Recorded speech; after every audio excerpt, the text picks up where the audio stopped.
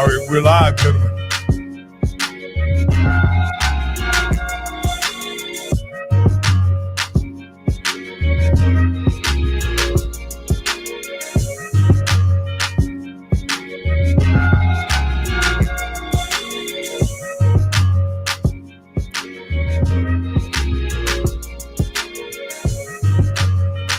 Oh, they're getting in here.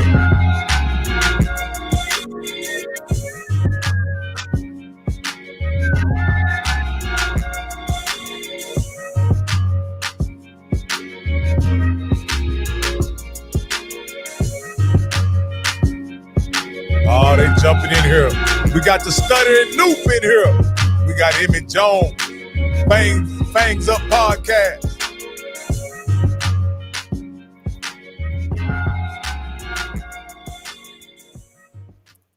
I'd like to welcome everybody to HBCU Coaches Corner.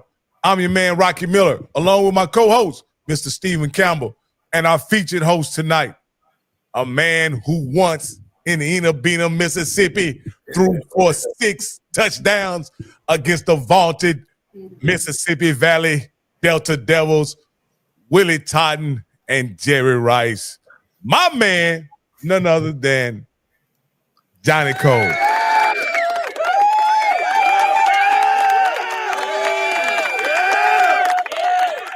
I'm going to have to give you another one of my famous games because if they catch it at the end, they think it's their show. Hey, Coach, I want to play something, Coach, that I think everybody should understand why we're playing it, and this is in commemoration of one of your proteges. I always appreciate a man who called his own shot. Down in the valleys, whoa. There is a place I want to go. The name of the place ringing in my ear. Atlanta, Atlanta is the land of the purple and gold. Oh, the land of the purple and gold. Hey, Coach, I think that was appropriate to play because your protege, Mr. Tremaine Jackson, clinched his appearance in the SWAC Championship, Coach. And I got to give it. Tremaine Jackson called it back in August. You said he would do it when he was hired. Coach, did anything surprise you about what Tremaine Jackson was able to do this year? Not at all, Coach. You know, I had the pleasure again of mentoring him and him being a sponge and the great things that he have accomplished on his own. It's always a proud moment. I feel like a teacher, you know what I mean, that see his pupil have went on and bigger and better and greater things. He's put together a great staff, a great program, and here on our show, man, that's what this show is all about, to produce and show the world that these HBCU coaches, know what they're doing. I mean, we're bringing on a great guy tonight, and Coach Bishop is going to introduce him, but he called it, man. He did the Muhammad Ali on him, and I'm gonna take it a step further. I really feel, man, that don't be surprised if we ain't all flying out to Atlanta seeing Prairie View go for the HBCU National Championship. I think he has that type of team. I know we'll get more into what went on this past weekend. I think his offense is peaking. Defense been playing great. They got a time off. They play Mississippi Valley this week. They'll have maybe have a little time to get developed, but I'm proud of him, man. And, we had a chance to talk after the game that he won the championship. And, he really didn't even celebrate. He went right into a recruiting weekend. So that'll tell you what type of coach he is. We're about to introduce a coach. And it just goes to show you how deep the D2 coaching pool is with quality coaches. And And we're about to introduce another coach that is part of that deep pool of quality coaches in Division II football. I'm going to step aside and let Campbell do his thing. Now, Coach, listen, you done had a lot of your boys on. We've had a lot of great HBCU quarterbacks. But you fail to realize that we had to bring a rattler in here. Now, I'm going to give y'all a little something about this rattler right here. 2-time MEAC champion, HBCU national champion, MEAC Hall of Famer, Florida A&M Hall of Famer, and now the proud coach of Albany State and down the #1 seed, SIAC champion, and probably will be the coach of the year, the SIAC. My rattler, my quarterback, Coach Quinn, Albany State.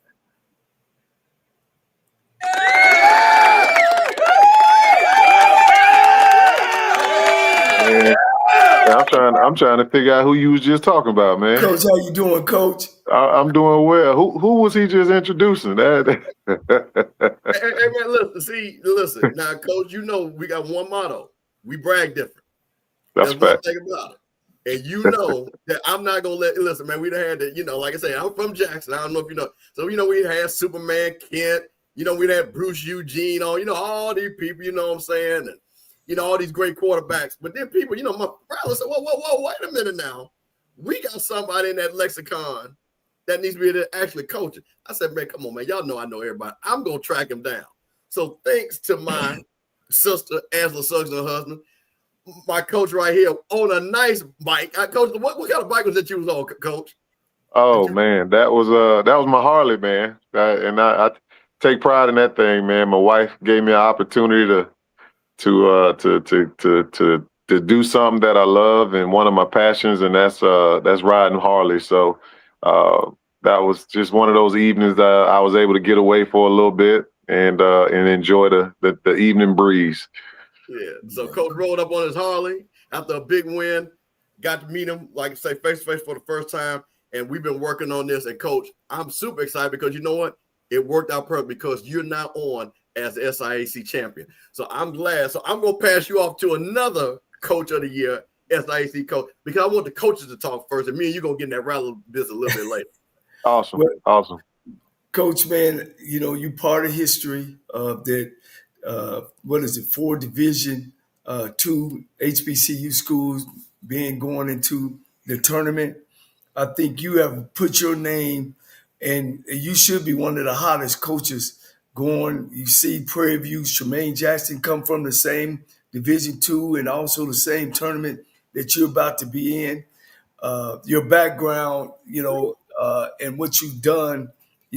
Of course, I've coached against you. I know you were a hell of a player. Of course, we'll talk about some of that. Really, Coach, Albany State, used to be a perennial winner. You came in and you got them back, the juices back going, man. Really, Coach, you're going into a tournament. Usually we don't get that many. Really, and you're #1 going into that. How you really feel tonight about you, your staff, and your team? To be honest, be honest with you, Coach Cole, man, it's just really an honor and a pleasure because the guys that have really gotten it done are our student athletes. They have really turned the page and have done the things that they've needed to do to get themselves to this point of the season, an opportunity that they've earned. It's been a year where these guys have grown from relationships and the ability to trust each other, because that's what we were missing. We were missing that trust in each other to do their jobs, and trusting and holding each other accountable for the things that we did on and off the field, making sure that each and every day that we're preparing in a way that's of championship standard. So for us, and this opportunity, it's a tremendous opportunity for us to go in the playoffs and represent all HBCUs. And like you said, there is 5 HBCUs that will be represented in the D2 playoffs this year, with us being a #1 seed, Johnson C. Smith being in there, Benedict from the SIAC, Kentucky State from the SIAC, and then also Virginia Union. So for us, it's a great opportunity. There's never been 5 HBCUs represented in the D2 playoffs. and hopefully, outside of us, we're definitely rooting for those guys to be successful, so they can also start putting some respect on the HBCU culture when it comes down to getting in these playoffs. Yeah. Coach, I know it took you a minute to get them going in the right direction. I ain't been on the side in a while, but the thing I hear that you guys as head coaches always talk about is the culture. The culture. You got to change the culture. Was that one of the things that you were matched up against when you took over that job, or you guys kind of had it, or those are things that you were working for, and of course, the success of this year? Well, to be honest with you, it was a bit of a culture change, simply because Coach Gabe Gardenia had certain ways of how he did things, and I had ways of how I wanted things done. So we had to make sure that the kids understood what the standards were, and what the expectation was when it came down to how and the way that we were going to do things in and around Albany State from an academic standpoint, and then from an athletic standpoint. The biggest thing was helping them understand that academics was going to come first. Not that it didn't prior to me being there, but at the end of the day, that degree is the reason that you're standing in front of me or having this opportunity, to be honest with you. And with that, that was the biggest thing that we had to get straight. Our guys understanding that the ability to be strong academically only carries over to the field and helps you in major ways when it comes down to pressure situations and in the game of football, and being able to do what's asked of you and attention to detail during the game. So with that, that was one of the major things. We improved our GPA over a half a point this past spring. We went from a 2.3 to a 2.85 as an overall team GPA, and looking to take that thing well over 3.0 this fall. So for me, that's one of the things that we stand on in terms of our standards and things of that magnitude. But, the winning has always been a part of Albany State. The last championship that was won here was back in 2021. And when Coach Gardenia left, there was some guys that were still here that sort of kind of hadn't bought into what we were trying to do. And if they were going to stick around, they had to really commit to the adjustments that had to be made. Some of them did, some of them didn't. And unfortunately for them, they didn't stick around much. And those that stuck around are champions today. And that's about 5 or 6 of our guys that was part of that last championship team. And now they're 2-time champions when it comes down to the SIAC. Yeah. One thing, of course, I've coached against you, and you played under one of the greatest head football coaches, man, in football, and Billy Joe, and of course his staff members. How much have you taken from that, of being the great quarterback you were? I mean, we struggled against y'all every year. Was back and forth. I mean, I've seen you do incredible things, read coverages as a player. As now as a head coach, it's when you look back on some of the guys you played under and some of the guys you work with, who stands out to you the most, or who you think that you pattern the most?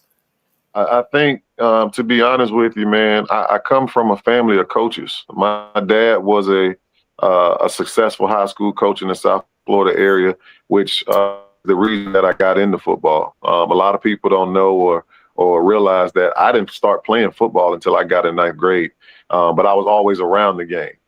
When it came down to playing little league ball, I never played because I was always a bigger kid.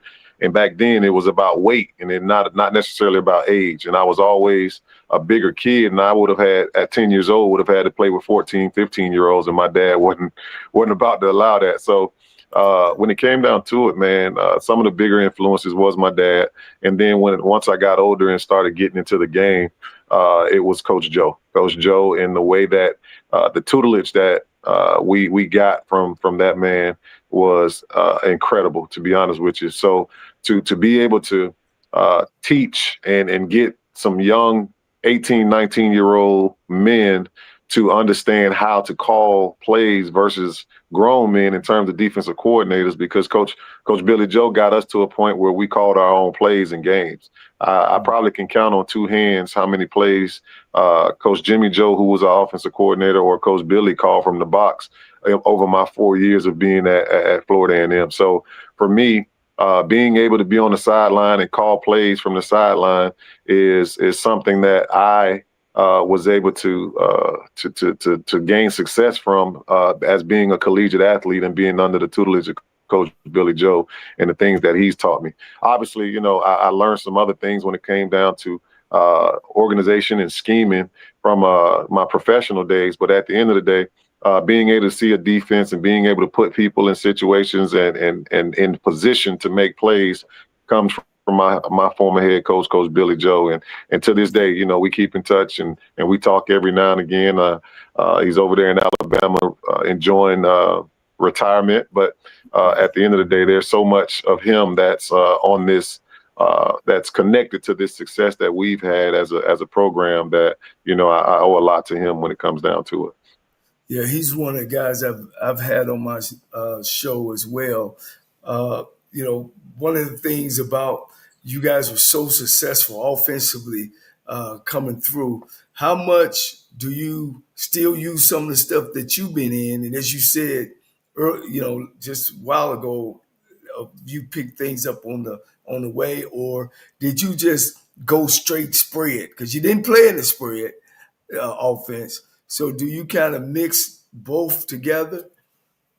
Well, what happened over the years, Coach Cole, you know how this thing goes when it comes down to coaching and playing the game. You've had so many different experiences and systems that you've been in. You sort of kind of take what you believe and what you feel is going to give you the most success with the talent that you have. Because at the end of the day, you can't necessarily design a system unless you understand what talent you have. You got to be able to design that system around the talent you have, because at the end of the day, you can have what you think is the best system in the world, and if you don't have the players that can get it done, that system ain't about nothing. So when it came down to it, my staff and I, we sat down and tried to figure out what schemes and things of that magnitude would best suit the guys that we had on our roster. And we were able to put some things together from a schematical standpoint and make sure that we were putting our guys in the best situation possible from an offensive line standpoint, protection standpoint, run game standpoint, and then making sure that the things that we were asking of our quarterback, we had a guy back there that can get the things done that we were asking of them. And obviously for us, being able to go out and find receivers and skill guys is something that in South Georgia and Florida right down the street, that wouldn't be hard. So with all that, making sure that we had the scheme to be successful and the scheme to put our kids in the right situations is what it truly was about. And we were able to do that as a staff, and the success of that has taken us to where we're at today. Yeah. You champion of the SIAC, coach. Of course, head coaches don't do it all by themselves.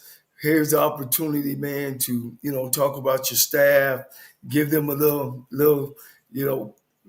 tell us a little bit about your staff, and let everybody know, because you are the guy, but of course also that you can't do without them. No question. And to be honest with you, Coach Cole, I try to pride myself on not being the smartest guy in the room, because at the end of the day, you want people around you that are going to help you and make sure that they ain't just yes men. I don't want yes men around me. I want guys that are going to tell me when they don't feel like something is right, or if they feel like they have a better idea in how to get something done. I want to hear it, because I'm not that bullheaded to have guys around me that I can't listen to. If that's the case, there's no reason to have them around you. But for me, the biggest thing and the biggest improvement was us defensively. And our defensive coordinator, Coach Cash, has done a tremendous job of making adjustments with our guys and putting them in situations and being successful. Coach Cash is a 10-year vet from the NFL, played with Detroit, and also played with the Atlanta Falcons for a little bit. We coached together when I was back at FAMU coaching. We coached together at Alcorn. He had a stint with the Seattle Seahawks at one point. So Coach Cash has been on the highest level. He's a graduate of the University of Southern California, and was drafted in the NFL back in, I would want to say, maybe 2000, 2001. So to have Coach Cash on my staff, and for him, the things that he's done with our young people on that side of the ball has been tremendous in terms of the improvement that we've seen from this season to from last season to this season. And with him, he has Coach Matthew Brown, our linebackers coach, our co-coordinator, who has done a tremendous job with our linebackers, and then also helping out on special teams. Our defensive line has improved tremendously, and they're getting pressure. And Coach, I'm sure you may know, Coach, old school Coach Damon Frenches. He's done a tremendous job for us getting our young guys going this past season. This past season. So offensively, Coach Nick Sewak is our offensive line coach. Coach Sewak, and our relationship started back at the University of Memphis. He was the offensive analyst, offensive GA while he was there, and then he went on to coach and be an assistant at the University of Tennessee. And for us, we're just blessed to be able to have him here in that capacity. Coach Ryan Petrosic handles our wide receiver, and then Coach Anthony Kelly, who's a 40-year vet of Albany State. He's a graduate of Albany State. He's been on the staff since the mid-'80s. He coached with Coach Hamp Smith. He coached with Coach Mike White.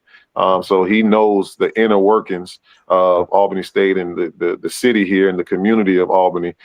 He handles a lot of things when it comes down to our community relations and things like that. But my staff has been tremendous in making sure that our coaches, our kids are prepared and ready to play each and every week. And then Coach Elijah Washington is our special teams coordinator, and we've had some tremendous success in the return game and taking kicks back this season in terms of punts and also kickoff returns. So collectively, my staff has done a tremendous job of putting our guys in great situations to be successful and allowing them to play fast. And that's truly what football is about, if you ask me. It's about not allowing or having your guys think on Saturdays. You want them to think throughout the week and react on Saturdays. And they've done a tremendous job of putting them in those situations to be able to do that. Yeah. Coach Frenchies, we go way back, Coach. Me and Coach Frenchies go way back. Absolutely. Man, Coach Frenchies was actually, I could say Coach Frenchies, when I was not a sophomore, my junior year at FAMU, Coach Frenchies was the defensive coordinator at Delaware State. And long story short, man, Delaware State was giving us all types of problems.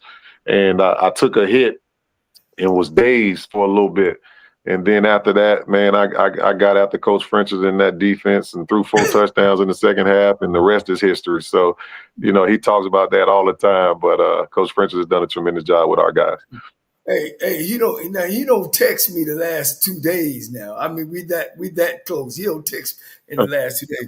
Coach, man, look, and it's crazy because he's got relationships all across the HBCU spectrum, man, and he knows so many people that it's crazy because at the end of the day, man, he's been a great resource and all that good stuff, but he's still doing it. So, and doing it at a high level. So we're appreciative of him and the work that he's done. Yeah. Coach Gray, I'm gonna turn you over to my guys, man. I'm proud of you. Watch you grow. I think the best is in front of you.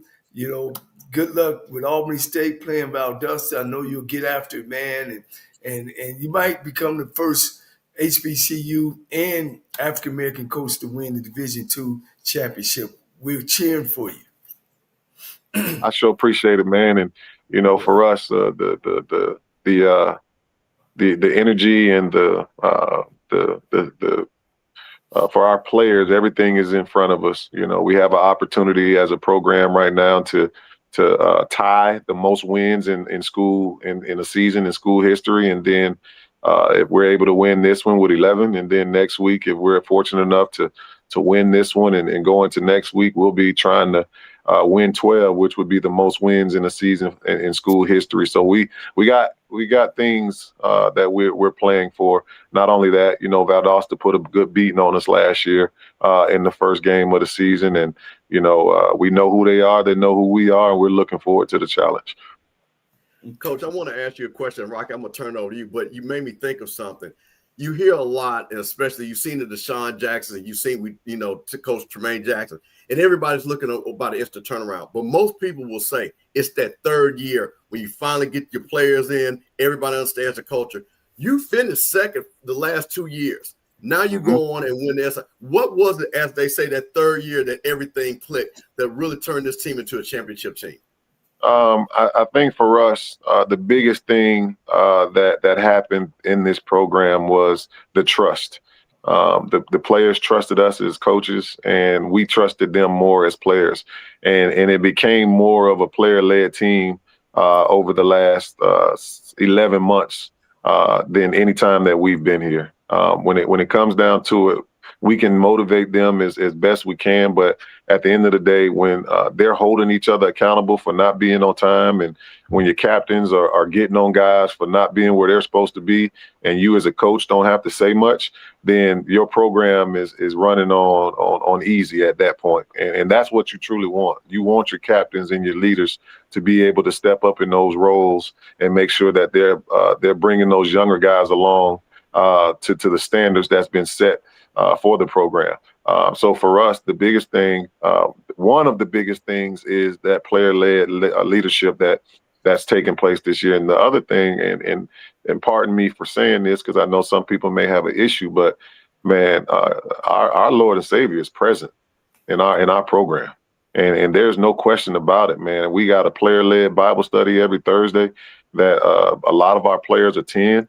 And, for the most part, man, faith without works is dead. And our guys have been working tremendously throughout this season and keeping God as a main focus of our program, and making sure that any and everything that we do, we give him all the glory for the success that we've had, because there's no one man in this program that's responsible for the success, not even me as the head coach. So with that, I think those are the two major things that have definitely been contributing forces to our success this past season. Okay, Rocky, go ahead.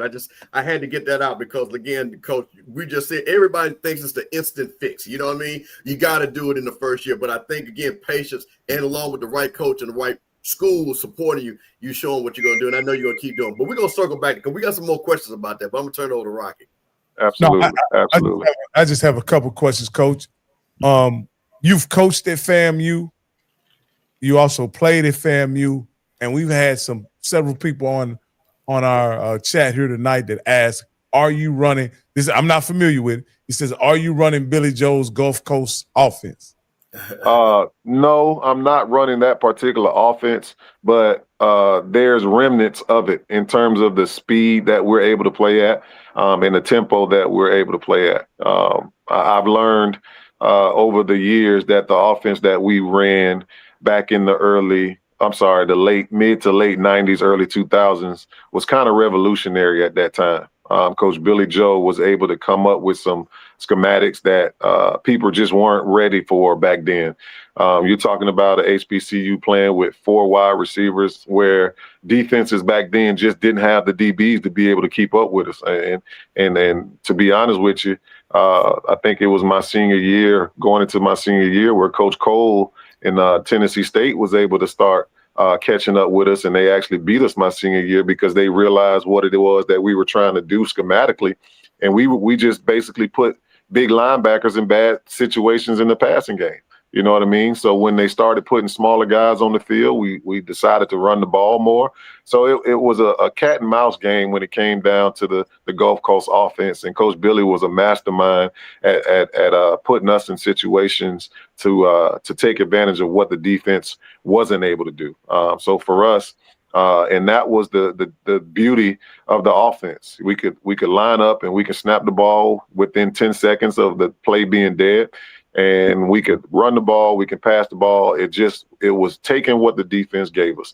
And, with that, back then, the speed that we played at was sort of kind of revolutionary, especially in HBCU football, because it wasn't customary to do that back then. So for us, the athletes that we had on the field versus the athletes that the defense had, you're talking about guys, Jaquay Nunley, Kanan Lamb, those guys coming from Miami, and then the line, the protection and stuff that we had up front, it was tremendous. So we just out athletic, out athleted people, to be honest with you, when it came down to it. So some of that stuff in terms of the speed that we played at, we used that, but from a schematic standpoint and from a play call standpoint, no, I've sort of kind of got away from that and sort of kind of got my own offensive mind when it comes down to that stuff. Coach, I would be remiss if I didn't, address something that many of the people in the chat have addressed, right? And I know you have a task in front of you. You're locked in, but with the success of former D2 coaches like Chennis Berry and now Tremaine Jackson being in a clinched a berth in the SWAC Championship, is that an opportunity something you look forward to in your career? I know now you got plenty to play for, but is that something that you look forward to getting that opportunity on the D1 level?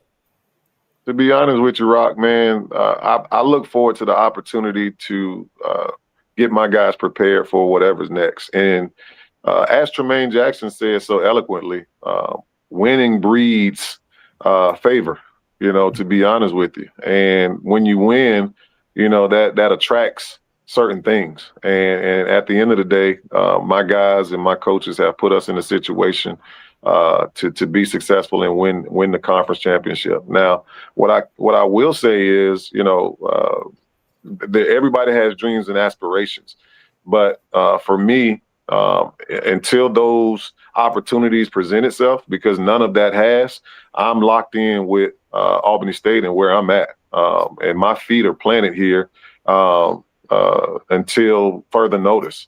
So for me, everybody has dreams of being on a Division I level, and that I'm no different. But at the end of the day, I love where I'm at. My AD and my president are tremendous in supporting our program.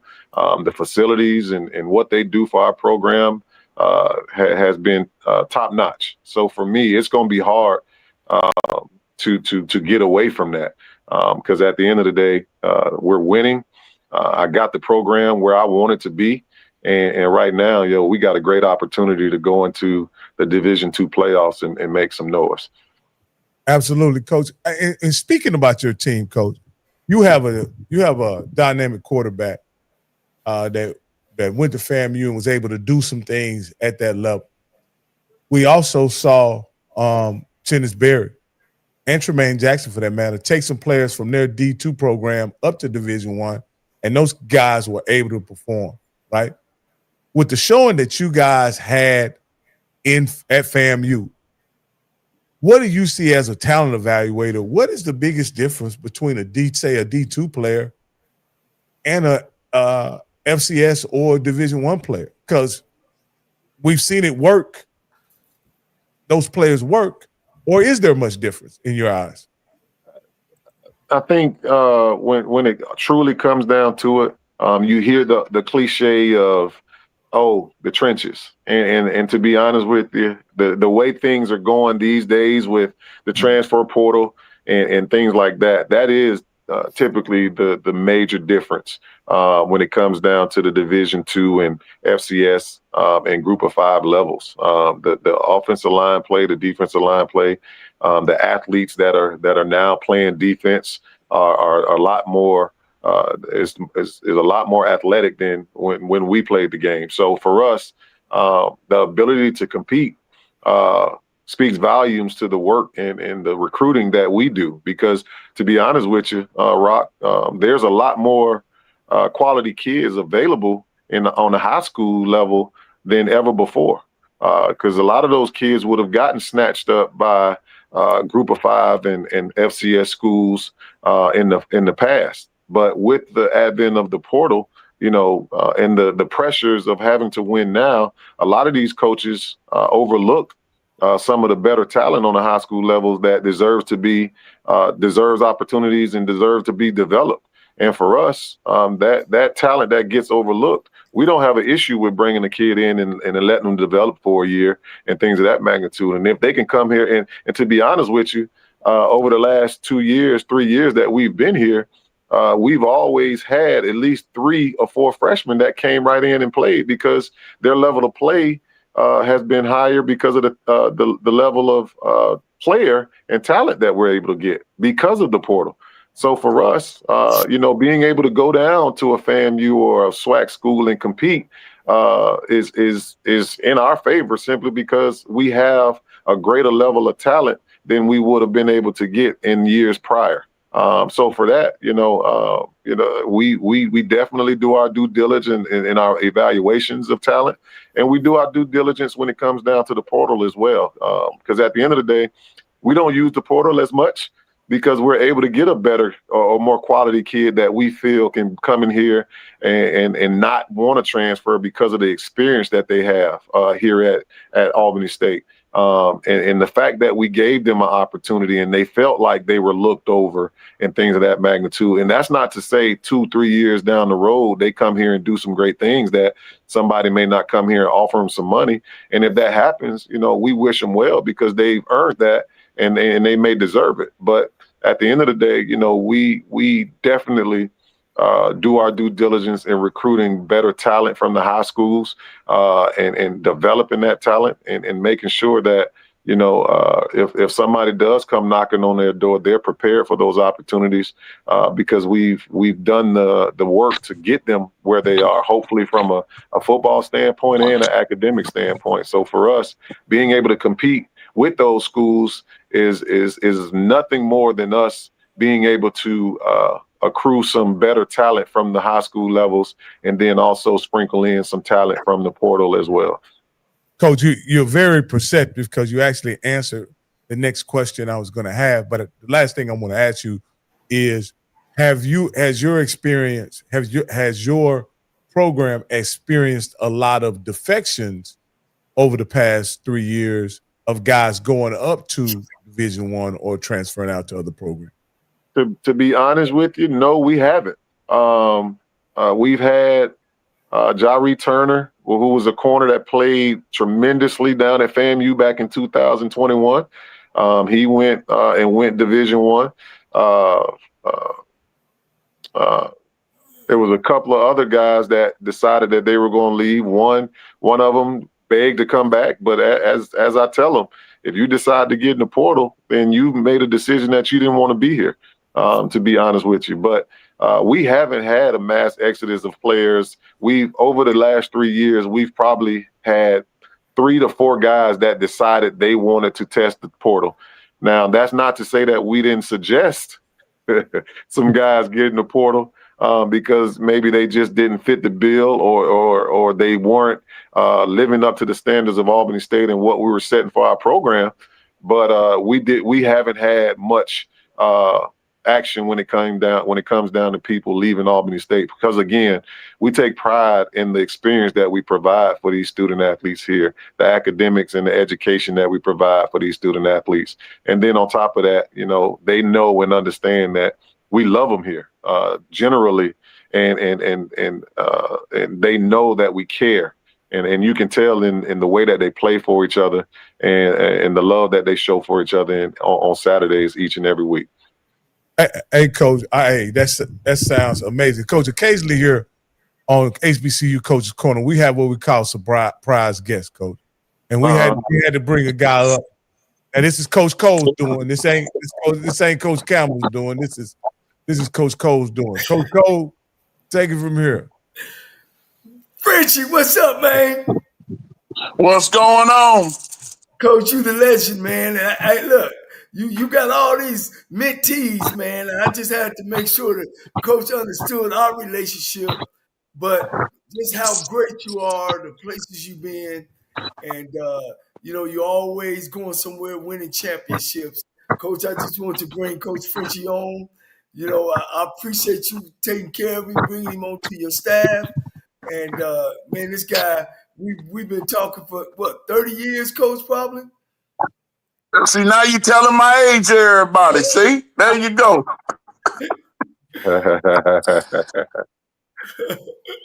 But I tell you, they say the Lord look after babies and fools, and I ain't a baby, so he taking care of me. Yeah. Man, what can you say about this guy? I know as a player, coaching against him, of course, been keeping up with his career. Coach Frenchie, he's done a super job, man. And, you know, I just want to let him know that, you know, he always have an angel watching him. I tell you, man, I can remember when we kid about it all the time. When he was a player, I was coordinating at Delaware State. I tell him I knocked him out in the first quarter. They woke him up. He threw 4 touchdowns before halftime. So I started blitzing him. He went to sleep, Quinn Gray. He woke up, Doug Williams. Man, I don't know what happened when they woke him back up.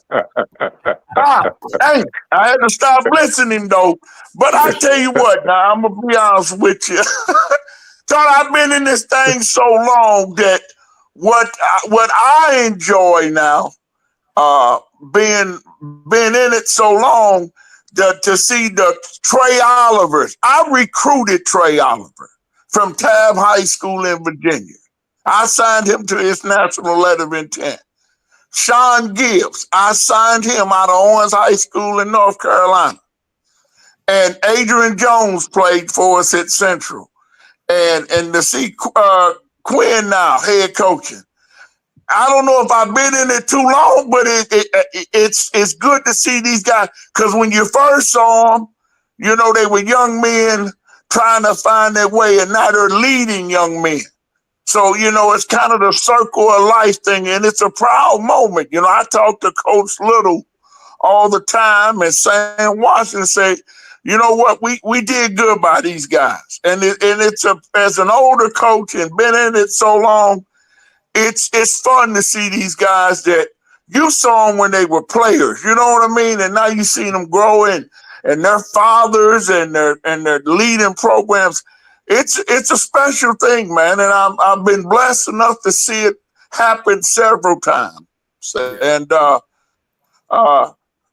working for him down here at Albany, he now we get up early in the morning. I keep telling him now I'm old. I don't get up this early no more. But he lets you coach your kids. You know. I'm old school now, so, you know, I'm like that preacher at that old church that your grandma to go now. I'm fire and brimstone now, you know, so, but he let you coach your guys, and I'm having a great time. I can't lie. I'd be lying to you if I said I wasn't. So it's been fun. The kids are playing hard, Johnny, to be honest with you. The kids are playing. They're playing hard. They're giving us an honest day's work. So it's been a blast, man. Man, I appreciate you coming on, Coach, man. And I just, you know, the thing that why I started this show was about HBCU coaches. And of course, you know, the trend has changed a little bit since the Deion Sanders story. But we got great guys, man, like Coach Quinn, that man, some of these schools, these HBCU schools are giving these jobs away. And we got kids that have came through the program. We've paid their way. We've scholarshiped them. We've raised them. They've done the right thing as Coach Quinn. And I know he's at Albany State and his feet are solid down there, man. But when these positions open up on our Division I level at HBCUs, we do have coaches who have came through the system that's first class, that can run any program, not just at HBCU Division I schools, but anywhere. You know, so I appreciate you coming on, man. We're going to get on back with Coach Quinn, and I know he got to get to bed pretty soon. So appreciate you, Frenchie, coming on. All right, baby. Y'all take care. I'm laying down now. right, Coach Campbell. I know we got the Rattler channel for the next 15. Yeah, no, we go because I know, Coach. Like I said, we on a tight time frame, but I'd be remiss if we didn't talk about those great Rattler teams, Coach. And you, Coach. So, Coach, you talked about the Rat Boys and the Gulf Coast offense and things like that. What was some of the games that you remembered in some of the games? Like you said, FAMU at that time, we went anywhere, anytime, played anybody. Mm-hmm. What was some of those games? Like I said, again, we played Tennessee State, we played Southern, we were in the MEAC. You know what I'm saying? We went to the Circle City Class. What was some of those games that you knew, hey, man, we got it? Because I think, correct me if I'm wrong, you guys, that 3-year period, because I think, because Pat Bonner was the quarterback right before you, right? Mm-hmm. Yeah. So we had a run, that 4-year run with you guys between Pat passing on to you. Well, hey, man, FAMU was one of the top HBCU football teams. What was the games that you were most excited about that you remember that, man, we were just on fire? Man, to be honest with you, Campbell, you got to go back to Albany State transfer with Oteem and Sampson. You know what I mean? He's the originator of the Gulf Coast offense. He was the very first quarterback that Coach Billy Joe trusted with the offense in terms of allowing quarterbacks to call their own plays and things of that magnitude. Because this is the true reason all that happened. Because I was in my true freshman year, I was in the press box with Coach Billy Joe, and Coach Billy Joe would call plays from the press box, and Oteem would change every play that he called. So when it came down to it, Coach Billy Joe got to a point where he said, "Hey, if he keep changing every play, well, why not let him call it? You know, because he sees what he sees on the film, and he feels like he can put us in a better position." And it ended up working wonders. You're talking about Pat Bonner coming in the next year and taking the program and taking that offense to an upper echelon and to a whole nother stratosphere in terms of breaking single season school records, throwing for over 4,000 yards and 40 touchdowns that year.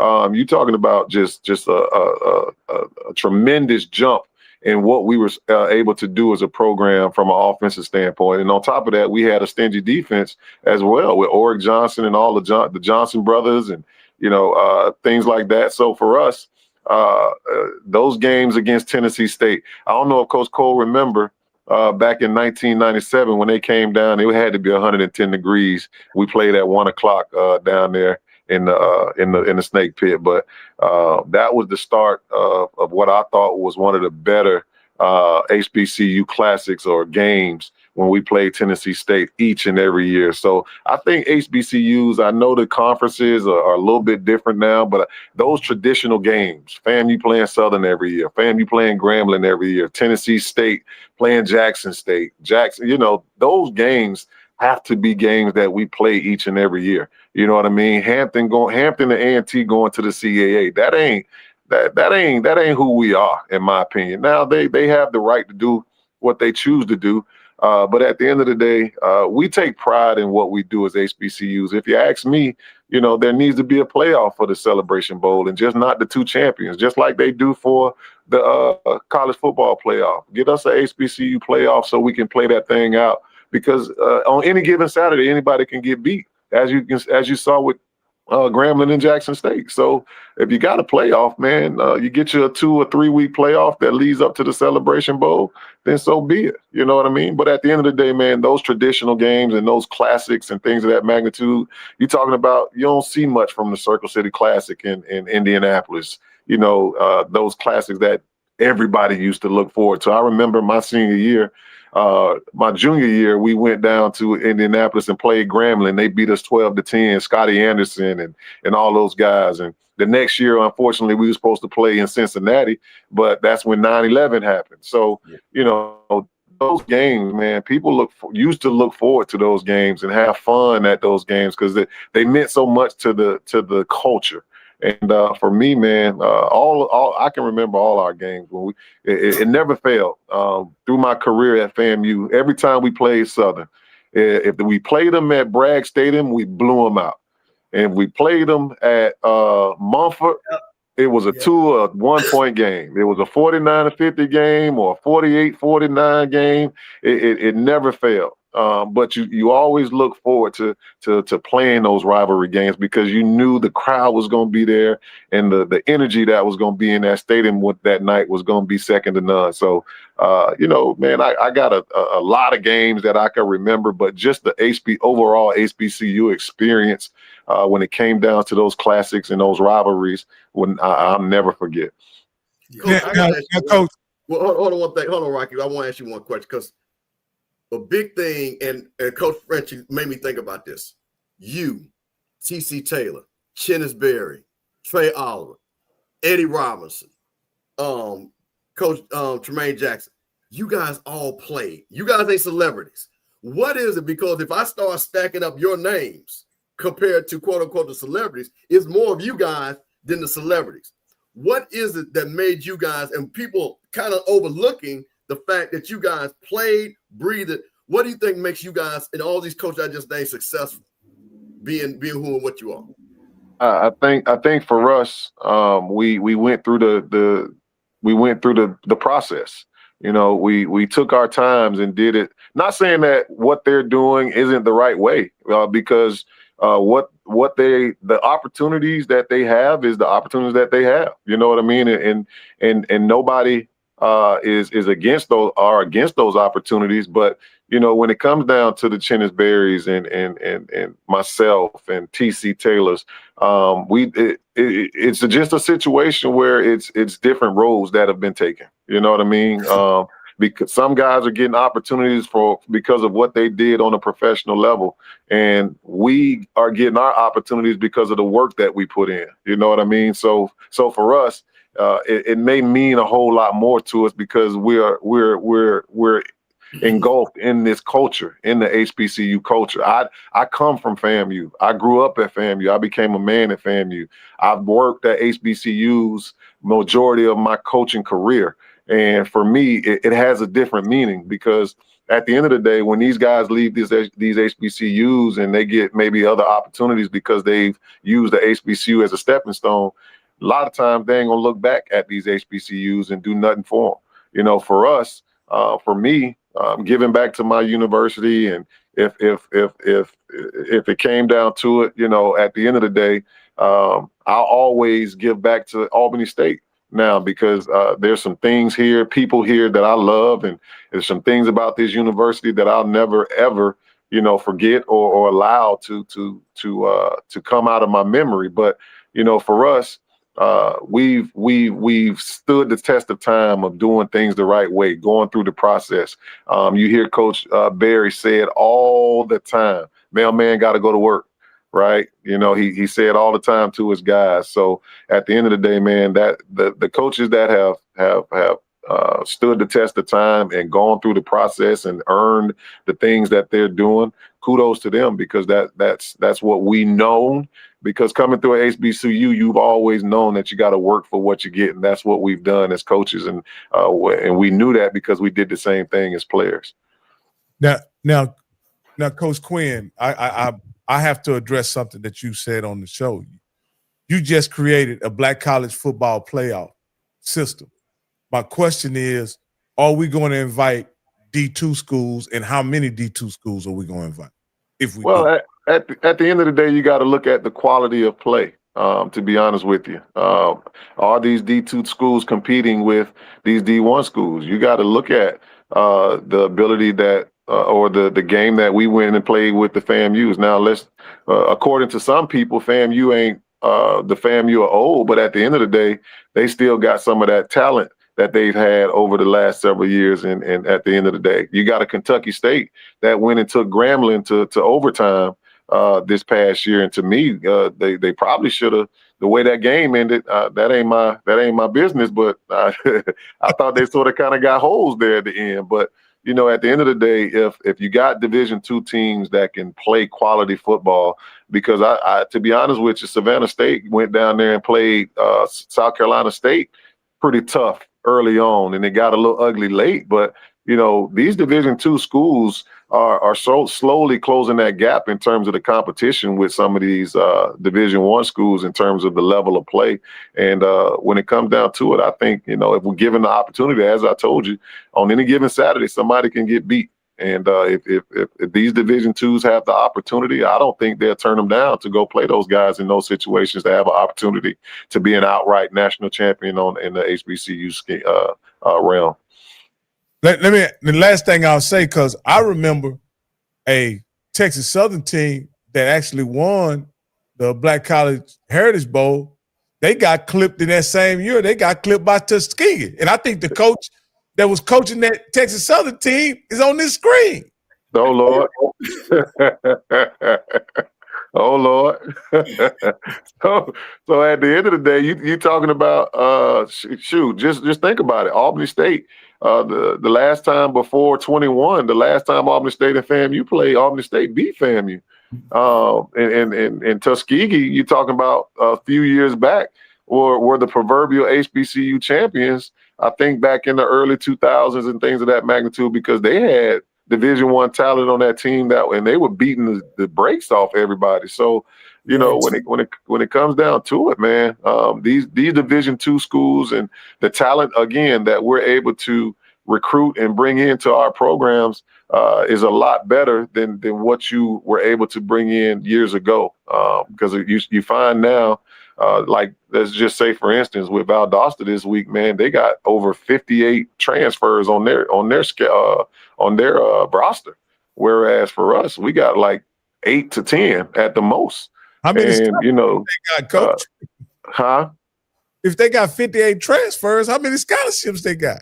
Listen, I don't know. I know on Division II there's only 36 allowed, but when it comes down to Division II, you're able to break them things up as much as you need to. But you know, down here we're working with about 16 to 18 scholarships, and we're happy with that right now because you know we do a good job of managing that and getting quality kids with the money the scholarships that we have, and we're gonna go in there and compete just like we got 36 scholarships on this Saturday. So we'll see. Yeah. Albany State beat me out for national championship HBCU in 2010, and I cried like a baby to the commissioner and stuff of saying how what was it, box something like how box Toro.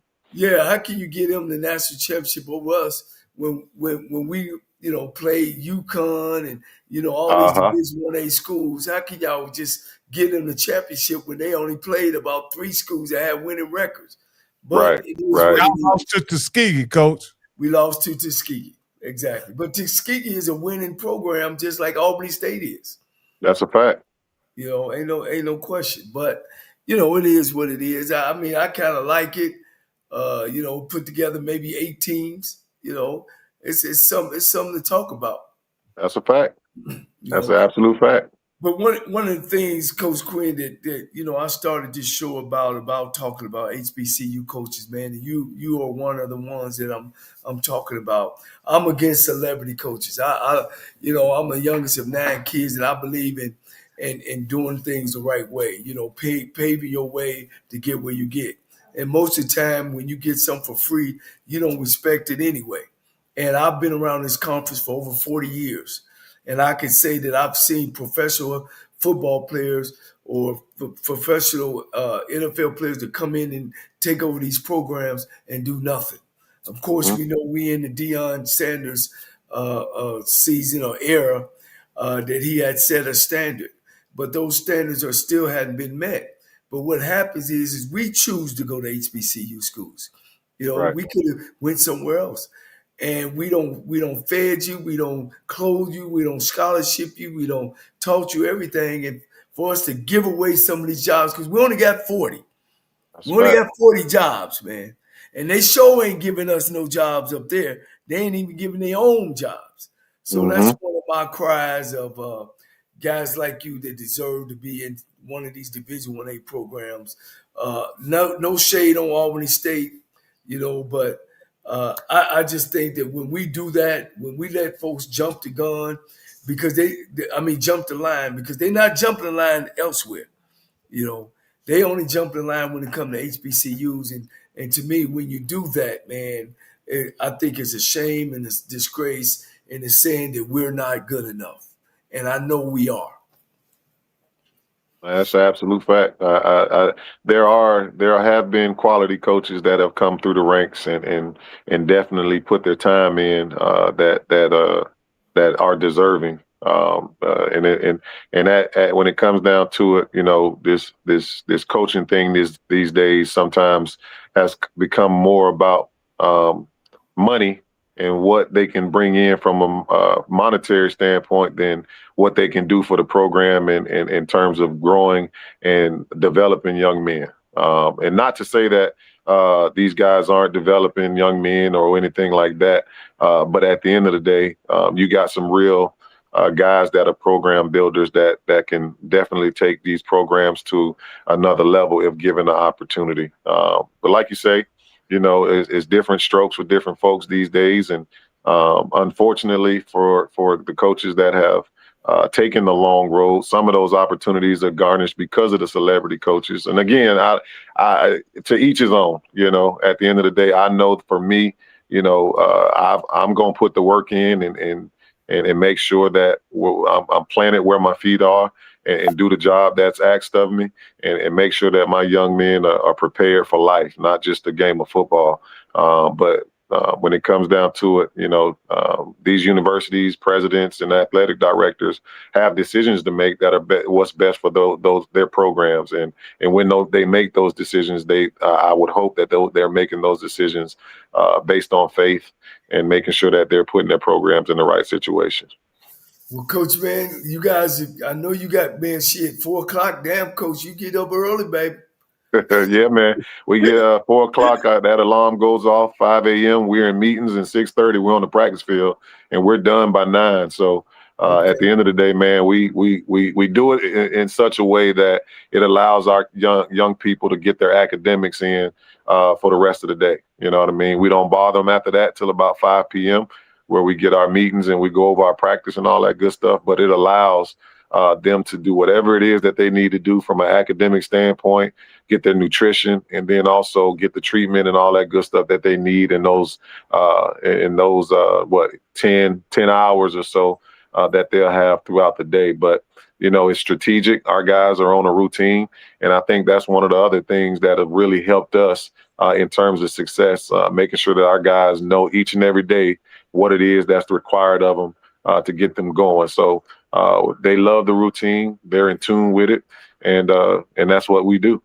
Yeah, now, Coach, we're gonna let you go. We're gonna let you go with this, but one of the biggest things is we have a lot of parents that watch this show that have players, and I'm a big proponent of coming to our school. So, Coach, I cannot let you go without telling these parents why they need to come. Their sons, their all-star sons, need to come play at Albany State, and how they can follow you on social media.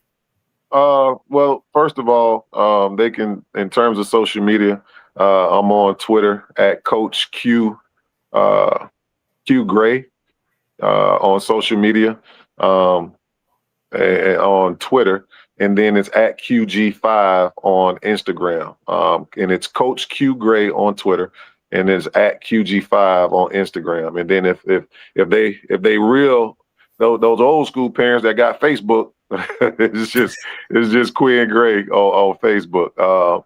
So with that, for us, if you want your young man to have an opportunity to play for a quality university and get an education that can take them anywhere in the U.S., because Albany's ASU is spelled USA spelled backwards. So you can go anywhere in the continental U.S. and get a job and be able to work and take care of your family when it comes down to it. So for us, the experience that they'll get being on this HBCU campus and being in Southwest Georgia is second to none. With the West Campus that we have, the facilities that we have, the new blue turf, there's opportunities. Obviously, with the season that we've had this year, there's going to be more people wanting and willing to come to Albany State now because they want to be a part of a winner. And when it comes down to it, if you're about having standards and becoming great young men, then Albany State could be the place for you. Obviously, from an academic standpoint, you got to meet our qualifications and things of that magnitude. If you got a 3.0, you don't need a test score. But if you're below a 3.0, I would advise that you take a gander at that ACT or SAT. And that's not to say that whatever score you get, we won't get you in school. But, at the end of the day, you got to have what you got to have. And so for us, our culture and our guys love being here. And if you were to come visit us and take a look at us, you'll see that permeate throughout our program and permeate throughout our campus, because our guys are not only leaders in our program, but they're leaders on our campus as well. We don't allow flip-flops and Crocs around in our building. They got to wear shoes, because I just think that's lazy. So if that's something you want to live by and you're okay with that, then come on to Albany State and check us out and let us know what you got. There it is. There it is. The FAMU Hall of Famer, MEAC Hall of Famer, one of our best quarterbacks of all time now, the SIAC champion, Coach Quinn Gray. We appreciate you joining us at HBCU Coaches Corner. Hey, man, I sure appreciate it. It was a good time. Coach Cole, Rock, Cam, man, I sure appreciate y'all having me, brothers. And I love the show. I watch the show myself. And you guys keep giving the notoriety to the coaches that deserve it, man. And I sure appreciate you having me on tonight, and I look forward to the shows in the future. Now, Coach, one thing now, when you win the national championship, you got to come back shortly afterwards. Oh, ain't no problem. And also, if there's any career changes that happen, you got to come back. Hey, man. I'm just saying. I ain't changing my careers. I'm going to be a coach for a long time. How about that? Okay, all right. We appreciate you, man. Thank you, Coach. Thanks a bunch, guys. I appreciate it. I appreciate it, Coach. That's who they wanted, Rocky. They wanted to hear from the man. I made it happen. Oh yeah. You made it happen. If it's a rattler behind any bush, under any rug, in any couch seat, you gonna find him and bring him out, ain't you? Hey man, listen, we got to get the SIAC champion on here, man. That's what we Coach. In the HBCU Coaches Corner. Is that what the name of the show is? Hey, Coach, man, look, Coach, you pulled it off, baby. That was the number one, probably coach of the year. Soon to be national champion. We're gonna speak into existence, like you said. We're going to get that done down in Albany State. Go get that done. Because, Coach, people, they say we don't want to challenge ourselves. Well, down at D2 level, they're challenging themselves. And, Coach, you know what? He can follow in them FAMU relevant footsteps, because we're the only ones that won that thing, and nobody else has done it since. I should have welcomed him into the SIAC Coach of the Year group. Oh, well, say you part of the SIAC Coach of the Year alumni. Yeah, alumni coach. Exactly. Right. He's a good one, Coach. He's a good one. Did you notice, Rocky and Campbell, the things he say about the championship coaches we have interviewed? Stuff like the Crocs, Yeah, I knew we was gonna hear this. Rocky, you knew you gonna tighten that up, didn't you? You know what I'm saying? Yeah. You know what I mean? Just to he have a Christian thing going on. They always doing things special, different things. You know what I mean? Trying to keep the kids busy and focused. That's what championship coaches do. Yeah, Coach. I can't argue with you, Coach. Hey, but before we go any further, before we go over last week and pick the games, I want to thank everybody who's watching on the Off Script channel. But we're going to suspend the broadcast on the Off Script channel, and we're going to have it exclusively broadcasted on the home of the HBCU Coaches Corner, Rocky Miller channel. Thank you again for those of you all who are watching on the Off Script channel. If you want to continue to watch what we got going on, please just hit the link below, and you'll be able to go. Give me some ones once you switched over. Give me a few ones once you switched over. All right. We had a very interesting week in HBCU football. We're going to start over here with the MEAC, Coach. And we had a good matchup on Friday night. This was a test of two career coaches whom both have won the MEAC titles. One has even won the SWAC Championship. I mean the Black College National Championship, which was Chennisberry traveled to North Carolina Central to play Trey Oliver and his Eagles. Eagles came up short, just a little bit short. It was probably the best game I've seen. I ain't gonna say the best game because that Prairie View game on Labor Day was a pretty darn good game. But this was a really good game, and I think showcased the ability of not only the players on the team, but also the coaches.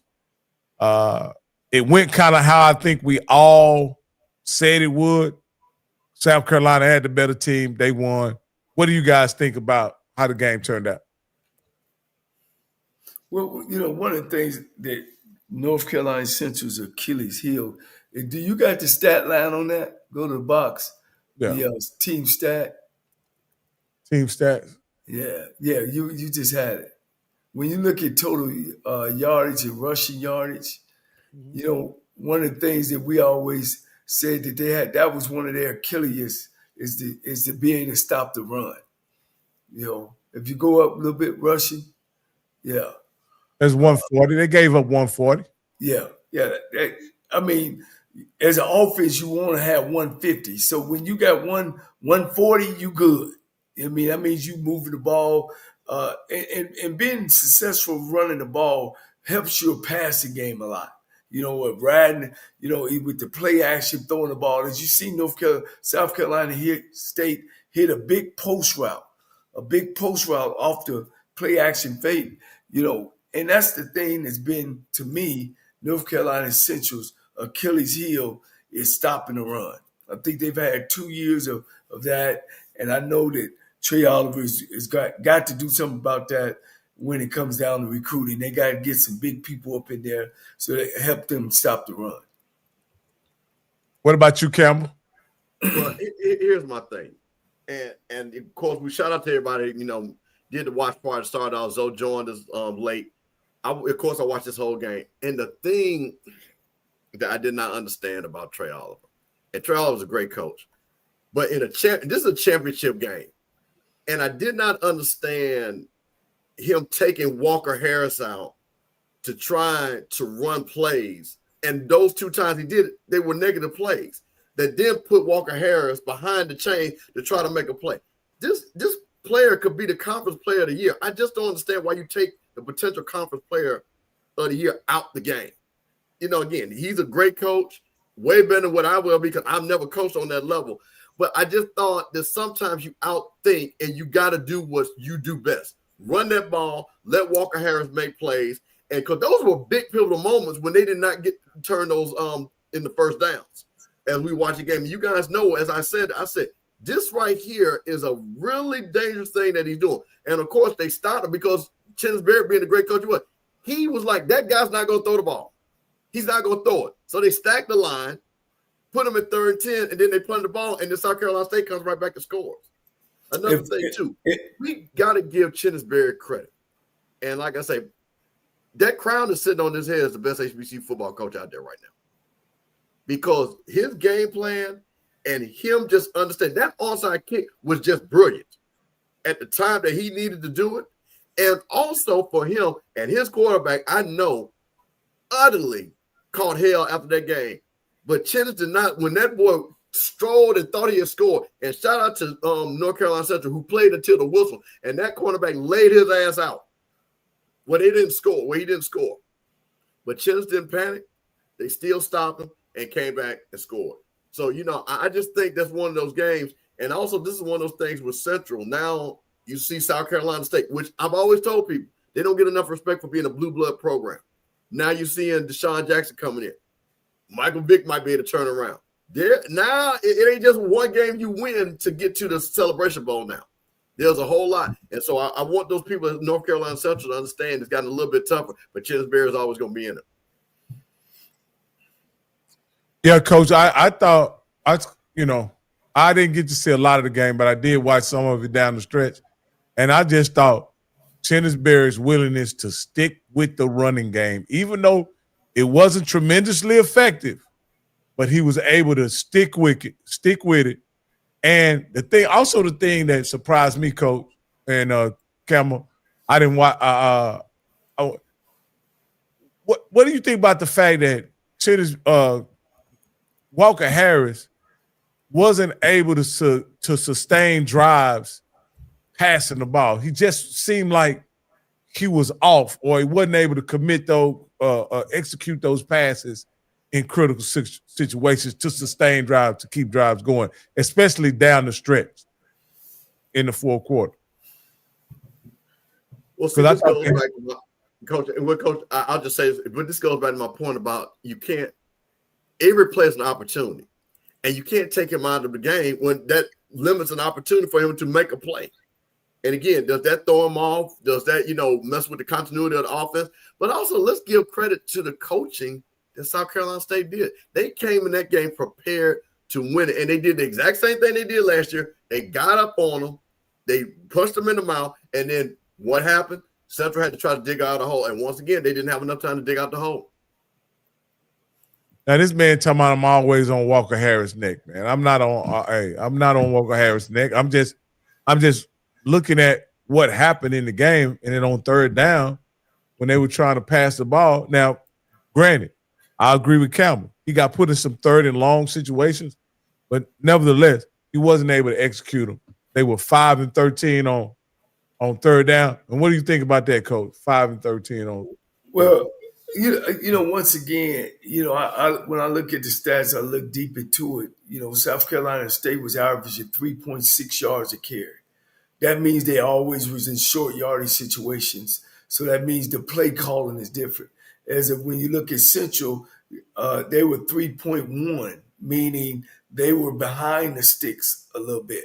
3.33 keeps you, that don't get you a first down, but 3.6, that's a first down or even tighter. So that's when, play calling becomes effective when you're not effective running the football. As you can see, that South Carolina also had the ball almost twice as long as. That means they were making first downs and they were moving the ball and they were keeping their offense. And I always say one of the greatest defenses is the offense that keep the other offense off the football field. You can't score unless you're on the football field. So, South Carolina State pretty much dominated the game, most of the game. North Carolina Central definitely got to come back and do a better job again. As I always say, their Achilles heel is when they can't stop the run. And when you got a throwing quarterback like Harris and you putting that in his lap, he's got to be able to come up and make the plays as well as the receivers got to come up and catch the ball. Yeah. Now, this next game, Morgan State and Norfolk State, I don't know what it is about Norfolk State. If they get up on you, they just can't put enough distance in between them and the team. And they almost play different when they got a lead. Anyway, have you noticed that, Campbell, like when Norfolk State gets the lead, they play differently? Like they're not the same. Seems like they play aggressive to get the lead. And then once they get the lead, they go into a shell. The team comes back. They go up again. They go into a shell. The teams come back. I don't know. It just seems like to me that Norfolk State can't sustain a lead, and they're very inconsistent. They've played everybody in the conference tough, but it just seems like and I really thought they had a chance to going into the fourth quarter. I really thought they had a chance to win this game. However, Michael Vick wasn't able to pull it out. What else did you see, Mr. Campbell? Well, here's my thing, and Coach knows this. Bad teams can't close games. That is just a cliche that stands to be true. And what we've seen from this note, you see potential. You see, the passing game, then the running game can play, then the defensive line can play, but they never all play well at the same time. They've never all played well at the same time. And then they make a penalty or they make a turnover. And then what happens is it flips the game over, and then in the end, they lose a game like this. What's going to be interesting, I think there's going to be a massive amount of changes on that coaching staff. I think Michael Vick is really going to talk to a lot of people that mentor him. And I think what he really is going to get, and it kind of goes back to Coach Quinn, get people that are disciplined, get people that's going to have those players focused and to really set up. Because here's the thing about it. He's going to pack that barn. It's going to be 20, 25,000 people at every game. He's going to be able to walk in all over that Tidewater area to get players. The question is, can he get coaches that are going to be able to coach those players up? And now here's the thing, too. Now, Deshaun Jackson put his marker down, already has beaten him. Trey Oliver is definitely not going to let Michael Vick, because he's already feeling kind of hurt that he let Chess Berry beat him twice in 2 years. And now here comes Deshaun Jackson. So this thing is not going to get any easier for him. But I really want to see the coaching change that he makes when, at the end of the season, because I think that really is where the key is the coaching was just not on par. And when you just don't have that, like I said, bad teams just don't close and finish.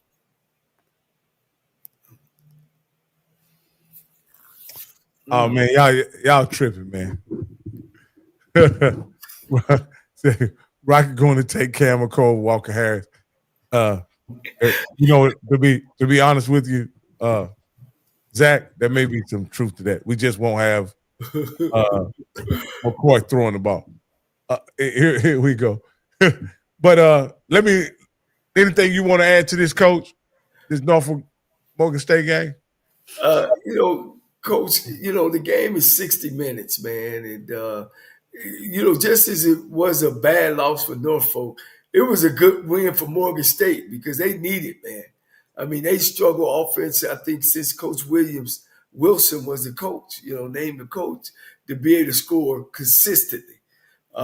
Big comeback. They never stayed stop. When you playing that team that you're not doing very well, man, you don't want to be the guy to lose to them.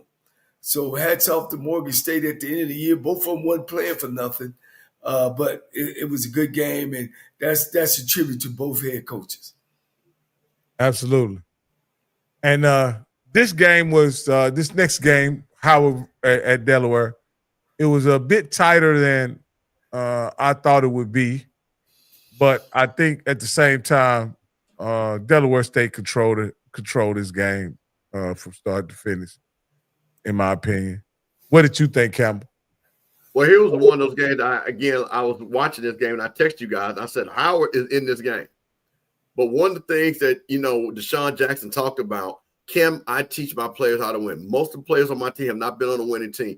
And what you saw in that second quarter, going all the way basically to the end of the game, was now these guys say, you know what, we cannot let a bad team hang around with us. Let's start getting going. Because all of a sudden, you just saw the passing game kind of open up. And then, man, listen, that running game, another 200 yards rushing by the Delaware State running attack. And you just saw that over and over again, them execute and get more comfortable. And then the second half, like you said, they just took the game over. But like I said, early, it looked like 1-1. They were kind of sleepwalking a little bit. Oh, this is Howard. We can beat them. But Howard came to play in that first half. But then after that, that explosion happened in the second quarter. And then once again, Delaware State just pulled away. Yeah. Don't forget that Delaware State is still a young team, a young staff, and not necessarily age, but being together. So sometimes they get off to a slow start. Everybody is trying to figure them out. Again, I think one of the things that you have to do is stop them from running the football. But when you pounding and pounding and pounding, all you need is one daylight, two daylights. They got guys that can score from anywhere on the football field. So, my hat go off to Delaware State. Howard, y'all came in and made it a game. And, again, you only have one team fighting for something. So, again, that hat goes out to Howard's football coach to make sure that he didn't let them just lay down. Coach, have you ever been in a game where there were 31 penalties for over 300 yards? Never. Don't want to be in one either, because that could be a real boring football game. Campbell, that is, I don't even know that I've ever seen anything like this before. Yeah, I think, this is one of those things that, of course, and we're going to talk about this again. Delaware State has a MEAC championship to play next week at home. This is going to be one thing that I know that Coach Jackson's going to focus on, because, again, you're talking about a team that's very disciplined with South Carolina State. They're not going to make those type of mistakes. They're not going to give you yards. So that's one thing that he's definitely going to have to clean up when it comes to that. Yeah. All right. Let's look at next week's MEAC lineup, Coach. This is a very interesting week, Coach. Very interesting week in this regard. These other two games, the first two games, Norfolk and Morgan State, they playing for pride. Norfolk and Howard, they playing for pride. North Carolina Central and Morgan, they playing for pride, Coach. Some would say Morgan may be playing for the employment of their coach. But we have what is considered a de facto championship. We'll go ahead and pick these two games right quick. This is easy. I'm going to take Norfolk and I'm going to take North Carolina Central, Coach. You got Norfolk against Howard. Yeah. I don't see Howard giving up. I'm going to take Howard. North Carolina Central, I'll go with Central. Of course, Morgan State can't score. I'm going to go with North Carolina Central. What about you, Campbell? Listen, I'll tell you what. This is one of those things that when you look at Norfolk and Howard, how many people are going to show up? If I'm Michael Vick, I'm telling my team, we don't want to just go on this bad losing streak like we had. Let's close this thing out. I'm going to go out on a limb and say Norfolk pulls out a close one. Now, Morgan State and Central, I think one thing, and I heard the coach's call, you could hear the disappointment in Trey Oliver's voice, but he did talk about the senior class and all the games that they won. I think the senior class goes out on top. I think they really put up a 40-piece up on Morgan, and then, they go off and Trey Oliver gets ready for next year. All right, guys. This is the de facto MEAC championship game between Chennisberry and South Carolina State. The upstart, Deshaun Jackson and Delaware State. Delaware State has a dominant running game. South Carolina is very balanced. However, South Carolina State has a lot of new players on the team, right? They had to rebuild. Delaware State has proven that they can play with anybody. If you have to give an edge, I give the coaching edge to Chennisberry. I give the quarterback edge to Chennisberry. I really want to pick Delaware State in this situation, but I got to go with South Carolina State. They have the quarterback. They have a coach. I just believe that Chennisberry is hard to beat in this situation, even though Delaware State is at home.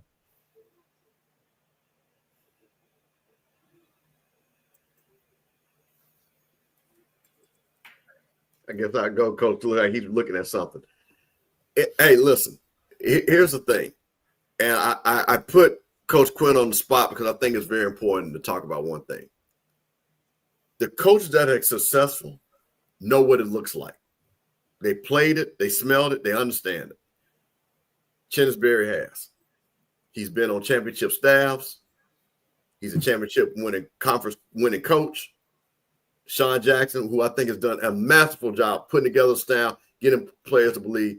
But this is where I think the coaching is going to separate. And I'm talking about in games like this, not to say that the coaching staff of Delaware State would not have his team prepared, but just like Chennisberry showed last week, when you play in these big games, you got to have that little bit of edge. You got to be able to make one more play than somebody else. I think Chennisberry has shown that through his career, that he's able to do that. And I think clearly they're not going to be intimidated. And unfortunately, Delaware State does not have a great home field advantage where it's going to be people just going nuts and going crazy. So they're going to be able to get their calls off, not going to be worried. South Carolina State probably going to come up there, have a good bit. I know I heard the band's coming up there. So, again, the atmosphere will be right for South Carolina State. And I think this is just where Chennisberry says, listen, we want to get back to the Celebration Bowl. You saw what happened to us last year. Let's see if we can right that wrong. And I got South Carolina State.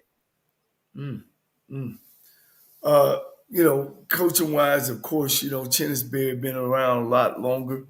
Quarterback wise, I think, it's important, who you got snapping. But it's two things about Delaware State. They're not a great passing team, and they make a lot of mistakes on penalties. Whenever you get two Titans clashing heads, that's what put one over the other. It's penalties, it's possession, it's field position. And when you get them penalties, that means now I'm starting back, in the sticks. I'm starting back behind the sticks, and you don't want to be that way. hopefully Delaware State can clean that up penalty wise, but you've seen it in the past. I think South Carolina State defensively will lock up on their receivers. I think they'll focus more on stopping the run, making Delaware State throw the ball. But sometimes, you got to come up and throw the ball against a stacked front on defense, just to push them off of you. Hopefully, their offense coordinator have been doing that. But when you see how many times they run that football, you just got to watch that. But South Carolina State, I got South Carolina State over Delaware State at least by 10 points. 2 possessions. Wow, Coach, I don't agree there. I think it's going to be a close one. Well, that's okay. You've been wrong before. All right. Hey, and you lost to Tuskegee, so you've been wrong before as well. Boy, look, don't bring that game up because I actually cried, boy. Look, hey, don't bring that game up, Coach. Them fighting words, man. I knew when we lost that game, we had lost the national championship. Wow.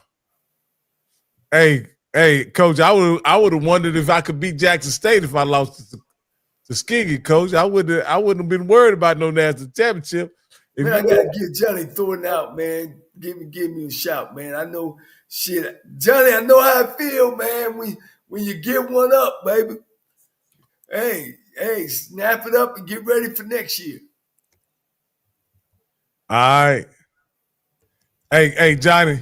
Hey, I know Walker Harris is going to deliver that national championship here sooner or later. I hope he got another year because it won't be this year. All right. Hey, let's go on to the SWAC.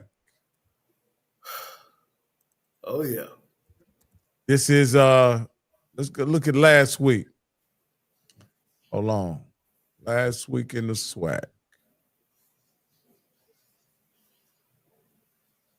All right.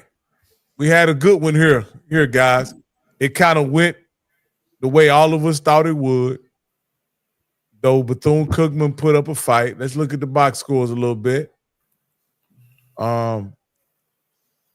This game was dominated, in my opinion, by Jackson State. When you put up 360-yard rushing, I don't know why Jackson State don't have 50 points. Can you tell me, Campbell, why Jackson State don't have 50 points? Well, I'm going to tell you, this is one of those games that you kind of saw Lockhart play like a freshman a little bit. And one of the things that I think TC Taylor tried to do, and again, I got to give TC Taylor because he's preparing this young man. Now, word on the street is Jacoby Morgan might be back, not for this game, but for the SWAC championship. We'll see what happens. But I think he's trying to also open up the offense so if there's plays that need to be made, that Lockhart can try to make them. But with that being said, he also knows, too, that he got that hammer, those hammers, plural, in the backfield with that offensive line. And when it was time to take that game over, he turned around and just handed that ball off. And those guys, Davenport, Miller, and Travis Terrell went nuts. And, man, and once again, the thing that I think that's underrated is that Jackson State offensive line, they go get people, and they are nasty. And one of the things, and unfortunately for Bethune-Cookman, which, again, I always felt that Bethune's problem was, can they be consistent? They had drop passes. They had turnovers when in opportune time. They had a big run to kind of bring the game back at early that maybe would have given them some momentum, but they never could capitalize and never could get ahead. Because one of the things about Jackson, you got to try to get ahead of them and make that freshman play from behind. And if you can't make a play from behind, then that's a wrap. So, again, I think Jackson State does what they do best. They ran the ball. Defense made a big play to open up that spread with a pick six. And like I say, Jackson State's going to roll into the vet against Alcorn. I think very excited, no matter who's going to play quarterback. But, again, I believe it'll be Lockhart this weekend, and I think they're going to evaluate and see if Jacoby Morgan will be back for the SWAC championship. All right. Coach Cole, did you see anything eye-opening in this? And I always say as TC Taylor go, Jackson State go. And I was glad to see him run that ball, almost 50 times. No, he ran it 50, Coach, 52. Yeah. I like to see that, especially when you got a young Lockhart at quarterback. And you also, Bethune-Cookman is who they are. They don't beat teams with winning records. They only beat teams that's below them, which is good. It's kind of different from what they've been doing in the last 2 years. So are they up and coming? I don't know. They've beaten teams that really have been below them. Jackson State is Jackson State. I think Jackson State is better. I think they can run the ball just as good as Alabama State can pass the ball. And that's why I said that Prairie View, in about another week or two, will have the lineup and the opportunity to play. And both of those teams' strong point are the same. It's just which one of them will make mistakes. So Jackson State still got to get past Alcorn. I don't think that's just a gimme. You got an Alcorn team that's won, 5 straight? Yeah. You got a Jackson State team that's limping into the game, playing at the end of the year. This is a rival. You can throw the Coach, they ran for almost 400 yards, Coach. They not limping into the game. Yeah. Well, they don't have their trigger man. That's about that. what I'm saying. They don't have the man that can make it happen. And when you taking the Alcorn State team that's won 5 in a row, you can throw the records out. It's the Mississippi Bowl or the Soul Bowl, what we used to call it. I don't know if they still call it now, but it was the Soul Bowl. And it's mano on mano, Coach. Alcorn versus Jackson State, both Mississippi schools, man. You can't count it out. Again, it could hurt Jackson State because the week after, they got Prairie View in the championship. So they got to play another big game back to back. You're right, Coach. And Coach, in this next game, down in the valleys. Whoa. Coach, There Tremaine is Jackson a place predicted this. I want to go. Where you want to go, Tremaine? Name of the place ringing in my ear. Where you trying to go? Atlanta is the land of the purple and gold. Oh, the land of the purple and gold. Gotta get there. And it looks like they have a chance to get there, Coach. They'll play for it all in about 2 weeks, Coach. Like I say, I got to admit it's your protege. I don't think there was much to say about this game. It got late real early, Coach. 56-9. They whooped up on Arkansas Pine Bluff. We can look at the box scores if you want to. The quarterbacks, they threw for 300. They ran for almost 300. And looks like they only gave up about 300, Coach. So this was a dominating performance. You expected this. You said there's no way that Coach Jackson was going to lose focus at this point in the game. He wasn't going to allow his team to lose. And even I think they were playing in front of a sparse crowd even. Let me see what Yeah, I think they were playing in front of a sparse crowd. Oh, 7,000. That's pretty good. That's pretty good. 7,000. Yeah. One thing is that Prairie View's offense is peaking also at the right time. They put up 28 against Alabama State, 56 this week, 38 against, of course, the school that we thought they should have scored north. But they are moving north. Their offense is moving north of the scoreboard, and that's big. They've always been good on the defense side of the ball. I keep telling you guys that Tremaine Jackson is a great coach. His best years are still in front of him. He does a great job of coaching, along with your Chennis Bears and your Trey Olivers. Coach Thomas has changed Alcorn in the right trajectory. Mickey Joseph turned Grambling around. I think we got some good coaches in our conference. Of course, there's some room for better. But I can't say enough about Tremaine Jackson and his staff. And they're not only winning, they're winning convincingly as well. All right, Coach. Anything you want to mention about this, Campbell? Well, I think the keys is what we got to talk about. We didn't mention, and his father called in last week. Cameron Peters has improved every week. He's now starting playing with some consistency. This is the thing that Tremaine Jackson talked about after that 4 interception debacle against Alabama State that really lost them the game. So, he's sitting back, and I think Cam Peters said, hey, his daddy came on here and said, hey, listen, my son knows what needs to be done. So, again, this is one of those things that, and I said this to the Prairie View people online. With these type of games, you got to handle your business. Because these are the type of games you want to build your confidence. You don't want to play around. Same thing. They got one more game that they got to play against. I believe they play Valley next week. Put that beat down on Valley, and then you see where you stack up when you got to go play Jackson State. But the biggest thing is to get their quarterback consistent, and Cam Peters has done that for the last couple of weeks. See, the thing about Prairie View too, next week when they play Valley, they can rest. No matter whether they win or lose, they won the East Championship. That's true. So, it's a game that they can rest, rest some kids that's a little gimped up and get them all ready and start preparing for Jackson State already. You know what I mean? They can prepare 2 weeks out. So the ball is in their court, man, and I know Coach Jackson and staff, they're going to think those things too. And, rest some guys up. They might jump up on Valley 14-0 and just start resting the rest of the team. And that's a good thing. Let me ask you, Coach. I got another question, Coach. And maybe I'm jumping ahead. But if you're Prairie View, if I'm Coach Jackson, I want Jackson State to beat Alcorn because I want no part of Andrew Body and Alabama State right now. That's just me. That is just you. That is totally just you, because I'm going to tell you, both of them poisons will kill you. So if you sit up there and think that Tiger offense can score the same amount of points that Alabama State, now Alabama State may be quick strike, but points are points. So you can sit back and say, because to me, I'm going to be honest with you, and if you looked at it, when they played Alabama State, if Prairie View don't throw 4 interceptions, they win that game maybe.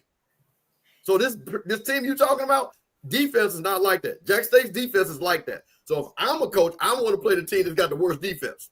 That's just me. Because I've shown, even with 4 interceptions, that we had Alabama State on the ropes. And if it was for a missed field goal, which I think would have tied the game, my Prairie View people in there, it would have tied or win it. I think it was to tie it. And that was with 4 interceptions. So I tell you what, because I've seen that run attack up close and personal. When people can pound on you and start running on you and 3-4 guys, that's for a long day in the office. Hey, Campbell, me and you can debate all day long, but there's only one man on this show that didn't actually call plays. There's only one man on this show that actually has been in this situation before, and I'll defer to him. If he could get in the mind of Coach Jackson, what does Prairie View want? Man, Coach Jackson, talking with Coach Jackson personally, he wants the shot at Alabama State to show that he can beat Alabama State. I think both of you right. And the only thing that makes both of you not right is it a healthy Andrew Body?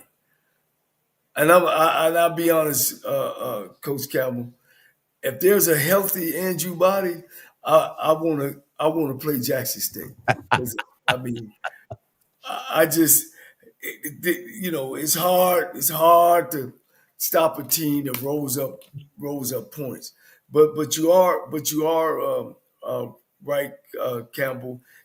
Jackson State is a good, solid team. You are right, Rocky. If there's a healthy Andrew Body, how much is that shoulder ready to rock and roll? You know what I'm saying? You're right.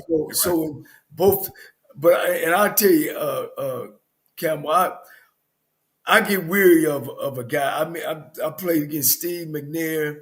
I played against Willie Totten, I played against Bruce Eugene, and damn it, every game that I've had to, I played against Romo.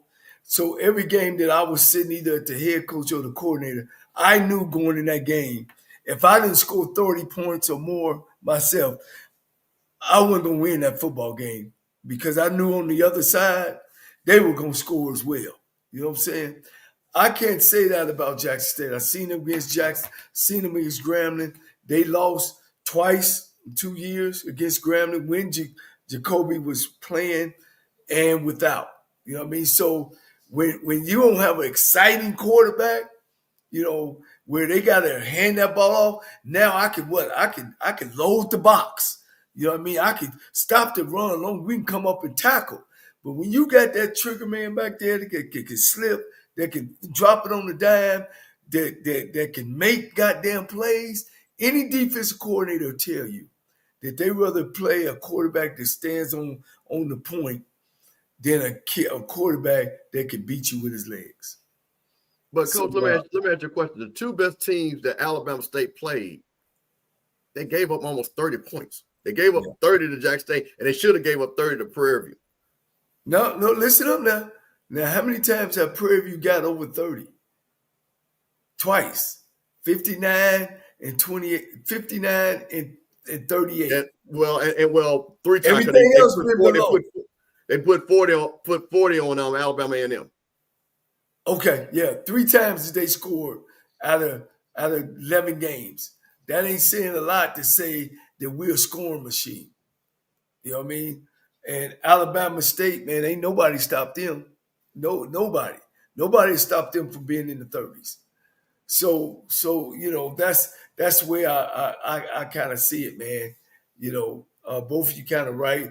If Andrew Body is healthy, you know, I have rather. Well, see, man, I'm gonna say this and this, and I'm gonna say this, and this is why I give Prairie View people credit for this. You got a shot. All the rest of that talking, that's why, man, I'm in a group, and all they do is talk about FAMU didn't do this, FAMU, and ain't none of them suckers won a SWAC championship because ain't no Jackson State folks in the group. So I'm defending both sides. So if you ain't won no championship, Coach, as you know, we don't want to hear that. So my thing is, last I checked, unless Alcorn beats Jackson State, which, again, and this is another thing, too. I'm from Jackson. I've been around that Alcorn Jackson State game. 9 out of 10 times, the team that's the better team wins that game. They ain't won them games like, oh, somebody got upset. Usually 9 out of 10 times, I'm telling you, and if anybody want to make that bet with me, you show me, and I'm talking about 9 out of 10 times, the better team has won that game. Jackson State's the better team. They're going to win that game. They're not going to get upset. That just doesn't happen in that rivalry. Now, Grambling and Jackson State, that's like I tell people, that's different. You saying the Alcorn State game. The Alcorn and Jackson State. Usually in that game, close or not, the better team usually wins.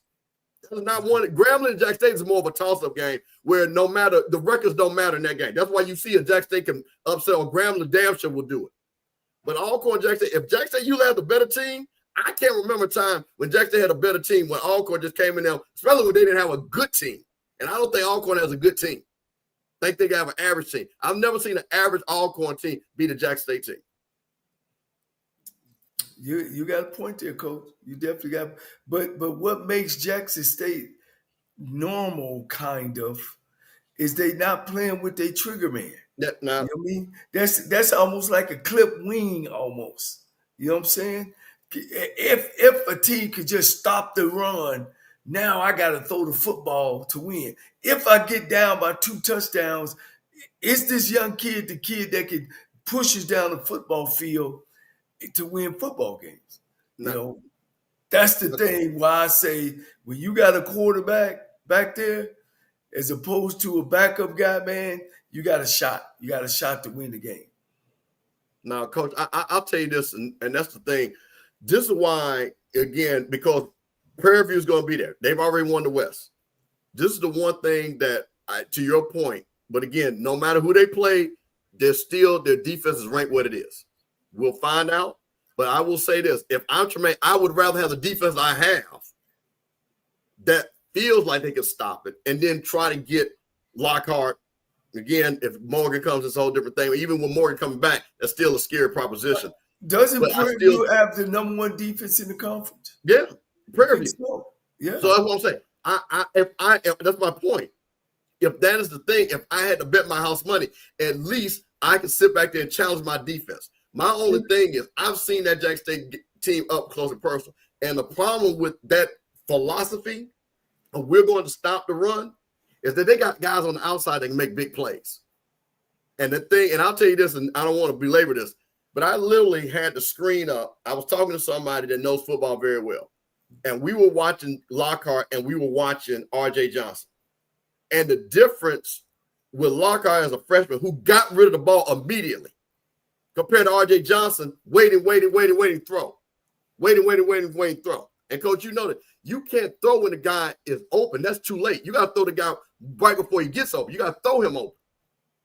Those are things I'm already seeing what Lockhart's doing. Now, again, they don't need Lockhart to throw 300 yards. But the thing about it for Prairie View, to your point, they got to turn them over, and they got to get ahead. That's, Coach, you hit it right on it. They got to get ahead. That's the only thing. But I'm just telling you. Number one, Jackson State is just not just going to run over Prairie View. So they got to be able to throw the football some. All right. Prairie View in the same way, they got a nice running game. They got an experienced quarterback that's been playing the whole year. You know, they got two great coaches. You know, two great defensive schemes. You know, Jackson State like to put a lot of pressure on you, where Prairie View just like to make sure that they got, 8, 9 men up at the box when you hand the ball off. So Jackson State is coming to the game, and again, don't sleep on Alcorn State because it's a rival. They never know, they might get beat up on. They got to focus and concentrate on winning this football game. Yeah, that's the thing about it. Prairie View, they have to win that game. Oh, yeah. Prairie View got really 2 weeks. You know what I'm saying? I'll play my starters the first quarter. Of course, once we get up, 20, 21, 24 points, shit, I'm playing everybody else. All we doing is taking mental reps and resting up and getting a whole week of rest. Matter of fact, this week I'll be working on stuff if I'm the coordinator, what I'm gonna do to Jackson State. How we gonna play Jackson State. So, I think Prairie View got the upper hand. If it was Alabama State, I would be thinking different. I just feel that way. I mean, I just got a lot of respect for Andrew Body because he can run the ball as well as throw it, and as well as they got a great running attack, and their defense is so. All right. Hey, Campbell, let's look at this game, this Florida A&M, Alabama A&M game. I didn't watch it, for Campbell. I know you did. Tell us about it. Well, here's the thing, and this goes back to, and shout out to Wild Wayne, did a great show. But Wayne said something, and no disrespect to the Alabama A&M people, but understand me. Wayne said there's a difference between expectations and goals, and more people should have goals and expectations. That's only for teams that don't win championships, Wayne. Because when you're Florida A&M, Jackson State, Southern has expectation. South Carolina State has an expectation. FAMU has expectation. It ain't no goal. The expectation has always been in the hunt. So this is what was funny about this whole year. I told everybody, we got enough talent to beat the bad teams, and we've shown that. Not by a lot, but that just shows you the expectation. We're going to win 7 games. Because I'm telling you this, Cozy has that type of luck where we're going to beat Bethune and we're going to beat Ballard, and he's going to end up winning 7 games. And for some teams, 7 games is good. He's going to be able to say, we went on a 5-game winning streak. For a lot of teams, that's good. But that's not enough for Florida A&M. And to watch this game to where it came down again, where, again, I want to understand, Cozy went for it. Right, we scored a touchdown. He went for it for 2 at the very first touchdown. Again, I know I asked him that in the coach's call, which I don't know why they didn't ask him that. That could have lost us the game because that point actually gave Alabama State the ability to tie the game. They just ran out of time. A&M. I'm sorry, A&M. Yeah. So when you sit back and look at it, and again, RJ plays well against the poor teams, but we got more talent than them. We were picked second. So all these people that thought FAMU was only going to lose 1 game, and y'all in the chat know who you are, you didn't know what you're talking about. And I told you that wasn't going to happen. So just letting you know. So, man, it's going to be interesting how this thing closes out for Cozy. Again, there's a new AD. This game next week is and these next 2 games are very important. I'm not going to give Valley, I'm going to give Valley respect, but I think FAMU is going to finish it out strong, but we still did not play to the level that we could play. All right. Jackson State's next week opponent beat Alcorn. Beat Grambling. Grambling, the team that beat Jackson State. Alcorn took care of business there. Southern lost in a close one to Texas Southern after leading the game most of the game. Yeah. KJ Cooper and the Texas Southern Tigers came back and got them. And Alabama State, with a backup quarterback, did what they had to do. Southern has looked like they're on the way to a 1-11 season. Their next game is the IU Classic. Of those 3 games, there anything that stood out? If not, we'll go ahead and go to our predictions for next week. I want to talk about. I watched this Texas Southern game, and Southern started off playing well, and Texas Southern looked like they were going to start Texas Southern again. But I got to give them credit. They refocused. They got control of the game. They closed the game out. And again, you hear the rumors, and I do, because Rocky, I know you said we're going to get off, but I want us to hurry up because I do want to talk about this Marshall Faulk thing really quickly. This is where I'm saying I'm really confused about what Southern's going to be if they talk about bringing Marshall Faulk in. All right, so let's go to this upcoming week, because I think this is quite interesting in the SWAC, because they have a lot of games that just don't matter. So I'm gonna take Prairie View in this one. Pine Bluff and Alabama State, I don't even think that's worthy of picking. This is interesting. Sam Shade is playing for respectability here. Is this their last game of the season right here? Yeah. I think 4, 5, and 7 looks a lot different than 4 and 8. And I'm gonna take Texas Southern in this one. I think Chris Dishman is going to have his second 65 season. Did they? No, they went 5 and 6 last year. Oh, it was 5 and 6. Okay. Well, this will be his first winning season, Coach. Right. If he pulls it out. Any of these games, you guys want to run through and pick these right quick? I just had a talk with Sam Shade. Him, his president, his AD on the same page. There's a lot of verbiage going on because they weren't successful this year, but he assured that he's okay, his staff is okay. I would say to the A&M Bulldog family, man, believe me, you guys got a champion, you got a winner. He just got to get his group ready to go and his kind of players in there. You see anything happening outside of now this game right here, this Bethune-Cookman Florida A&M game, I think this is a big game. I actually do think it's a big game. It is. For both coaches. I think I'm gonna say this. This is a game where the winner survives and the loser may be put out to pasture. Because this is why people are applauding this Bethune-Cookman season, but I don't think it's a season worth even speaking of. Because who did he beat? He beat Edward Waters. He beat Alabama A&M. He beat Southern, who has 1 loss, Pine Bluff, Mississippi Valley. Are any of those teams at any point this season were they a good team? I'll ask you, Coach Cole. Were any of the teams that he beat at any point in this season a good team?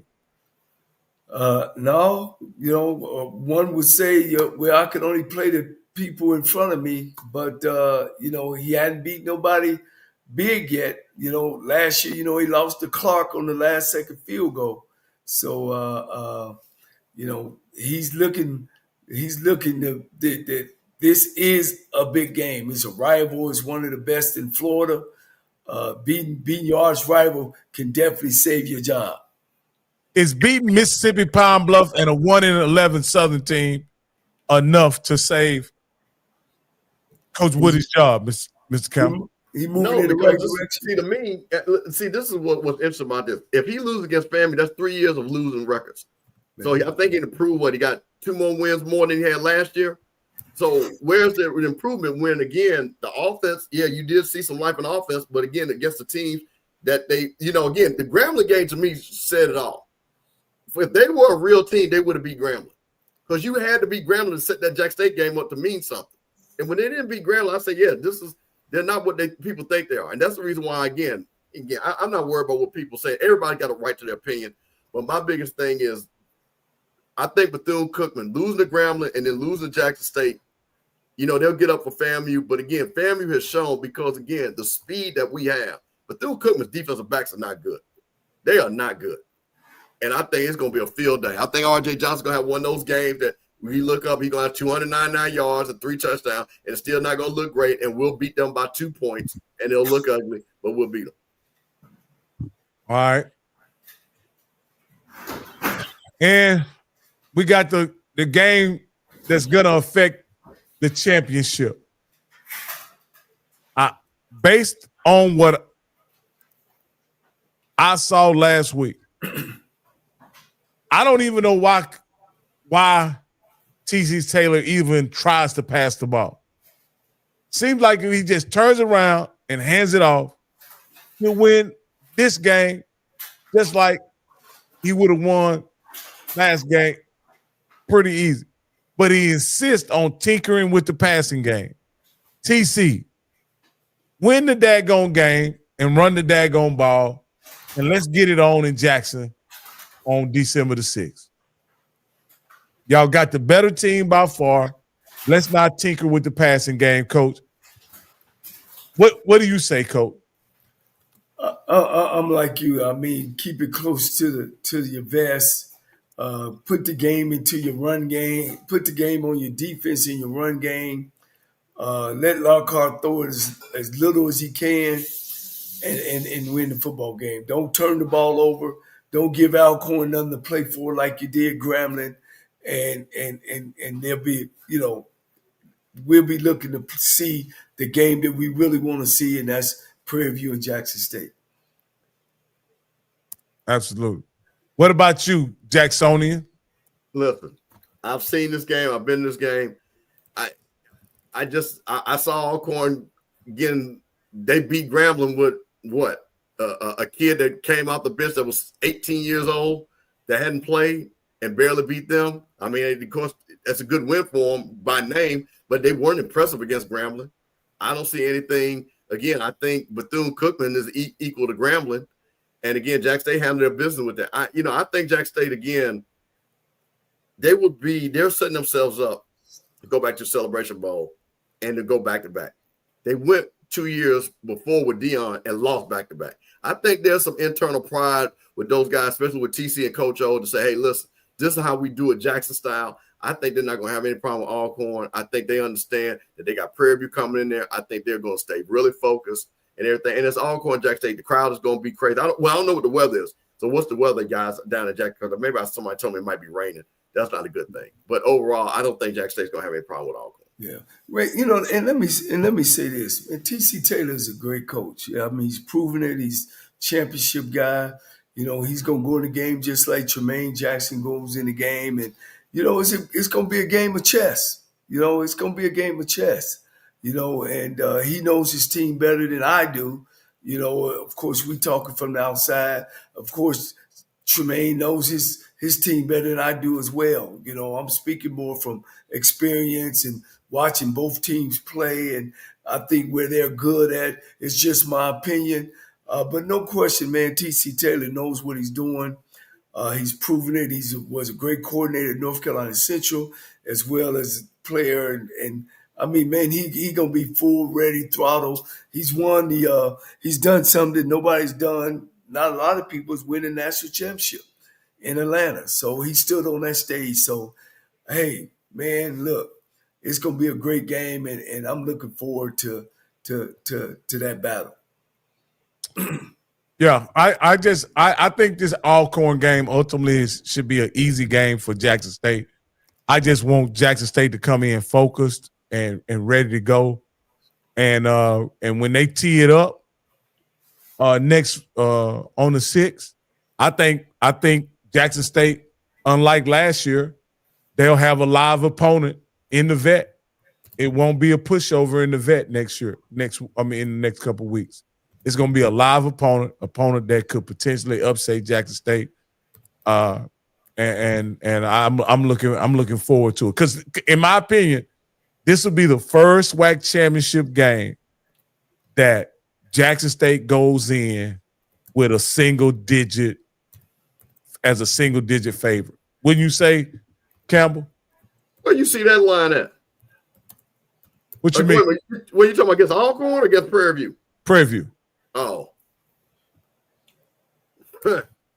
I let me see the line. I'm not going to you don't think it's going to be a single you don't think it's going to be a single digit favorite? No, I don't. I still don't.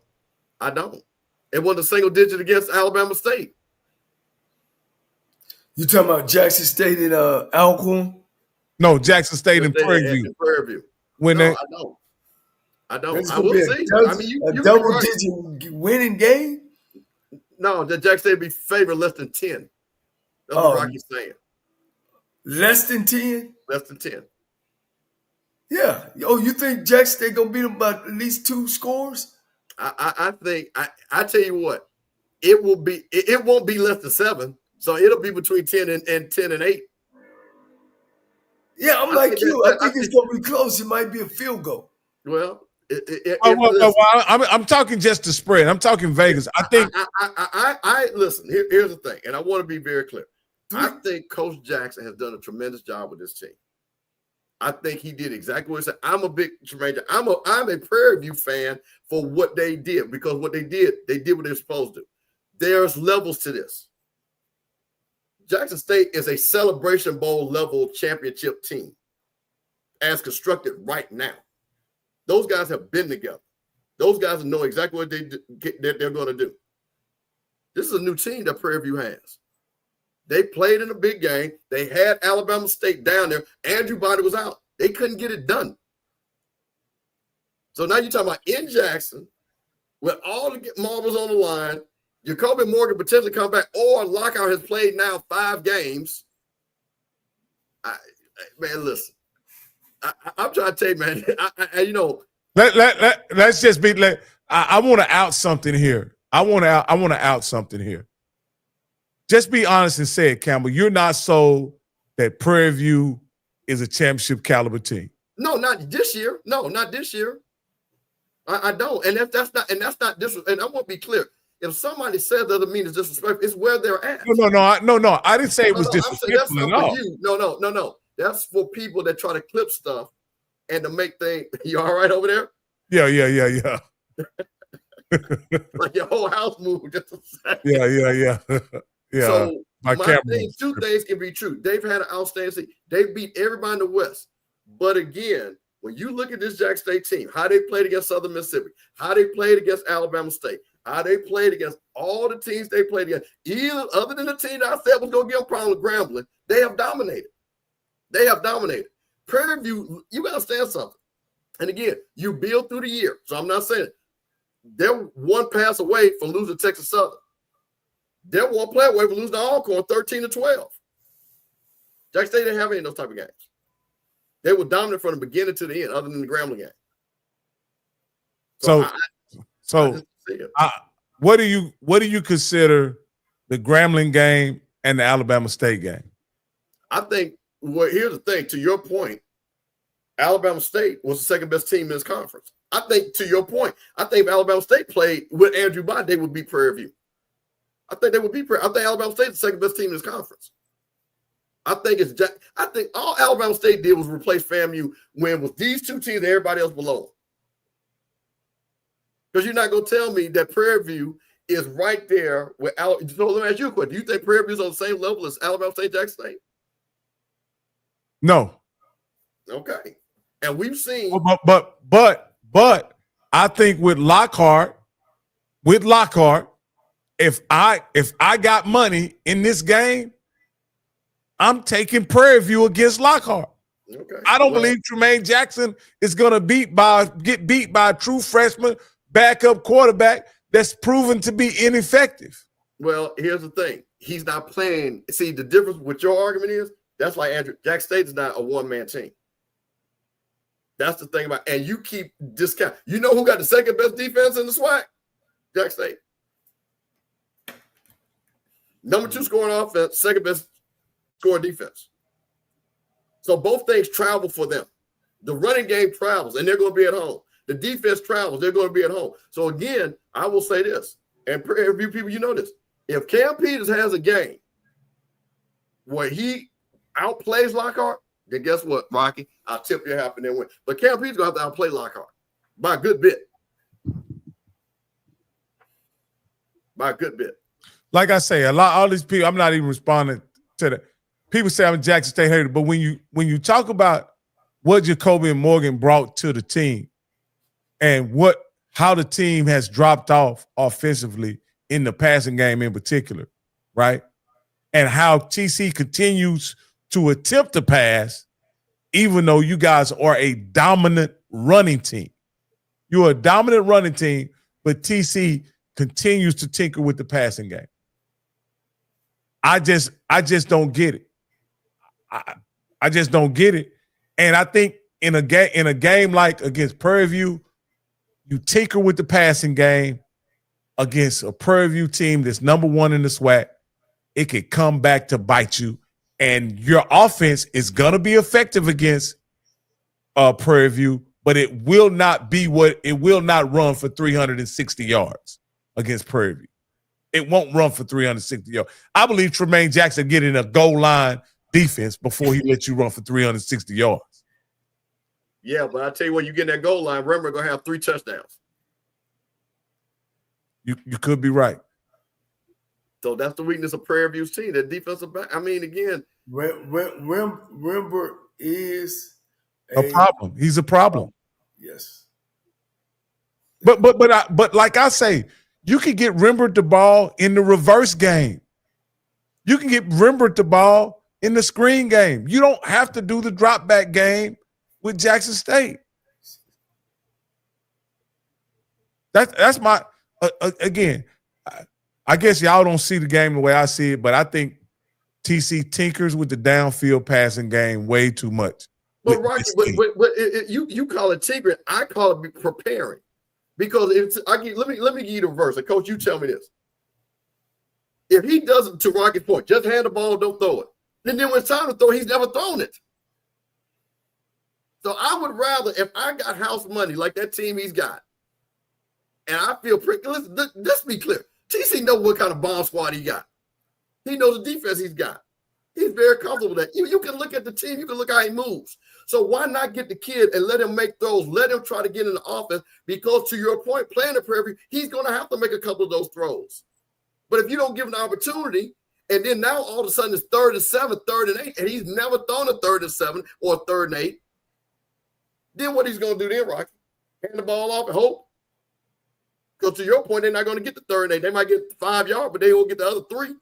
If you don't handle business against a team like Alcorn, you don't get to Prairie View. They're not going to lose to Alcorn. That's the thing about it. They're not going to lose. They're going to run they can play exactly like they play against Bethune-Cookman. And guess what? They beat them, 28-13? They can play the exact same game. Hell, they can play the exact same game they played against FAMU. Shit, we beat Alcorn, did we not? We beat Alcorn, right? FAMU beat Alcorn. Bad as FAMU is. So, and Jack, they can't put 40 on us. We still getting wing orders from that. So that's what I'm saying. I don't know. We have a like opponent. I saw Alcorn up close and personal. They're not going to do nothing with Jack State. I hear people that are trying to compare Jacoby and Morgan and Lockhart. If y'all think they're the same player and Jackson State is the same team with both guys at quarterback, you guys are mistaken. You guys are living. That's true. They're delusional. Yeah, that's not even close. Yeah, no, anybody that thinks that does bring them back to a stratosphere. But my thing of it is, even with that, that's why, to your point, that's why I think he's allowing Lockhart to play through mistakes. because you got to get him up to speed, because in that game, he's got to make throws. So, Campbell, in a world where Jacoby and Morgan doesn't come back, what is Jackson State chances of winning it all? See, this is the thing. And they're deep. I think what Jackson State's not getting enough credit for is their defense. Their defense has made plays all through the year, even with Alabama State. And Alabama State put them yards up on them and put points up on them. But that defense still was able to make plays. And that's the thing that I think separates them against South Carolina State, separates them against Delaware State, separates them against Prairie View. Because they can still score and they can lean on something that is a strength, but then that defense can bail them out if need be. That's my thing. Do you agree with Emmett Jones's comment? But no, I don't think he's a drag. Okay. I don't. I think, again, I think what TC has done, listen, man, it was 3-3 at one point, and I think Lockhart was showing, and everybody was down there. It was looking like, oh, wait a minute, he might have a freshman moment. He wasn't playing well. He fumbled the ball, he got his head knocked. Hey, that guy, it was rocking down there for that first quarter and a half. And then guess what? TC was like, okay, game over. He made one play, and now that running attack, and then Remember went crazy. That's not hard for them to do. That's not hard for them to do. And that's my point right there. So he doesn't. So Lockhart does not have to be a 250-yard pass. Well, I tell you what, and Coach knows this.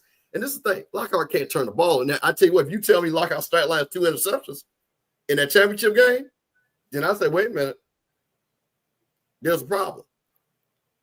Because those are things that lose you ball games, the turnovers in that type of game with that type of quarterback. Let me ask you this, and then we'll get out of here, Coach, because I know Coach has to get out of here. Let's forget this. I want to talk about Marshall Faulk. Go ahead. Forget this. Coach, word on the street. Because if you got to get out, this is very important. You know about Southern. Word on the street that Marshall Faulk is the next coach at Southern. What is your thoughts about that? He's up at Colorado right now, right? Yes. Running backs coach. They about to open up the pocketbook because I'm pretty sure he's probably making about 400-some thousand up there or more. Marshall Faulk to me was a cerebral football player. What that means, he was very integral part of the offense when he played. How I feel about celebrity coaches, man. I mean, besides that he's a celebrity coach, I don't like it, but I think it might be good for Southern. He's a Louisiana native. How much he do or how much he don't know, he can get people around him. I think the Manning boys is from Louisiana too, right? Yeah. And he played with them, and I think, he's smart enough to be able to surround some people around him, because that at the end of the day, that's what it's about, putting people around him. He was a hell of a football player. I mean, tailback, wide receiver, he could do it, man. I mean, they built the offense around him.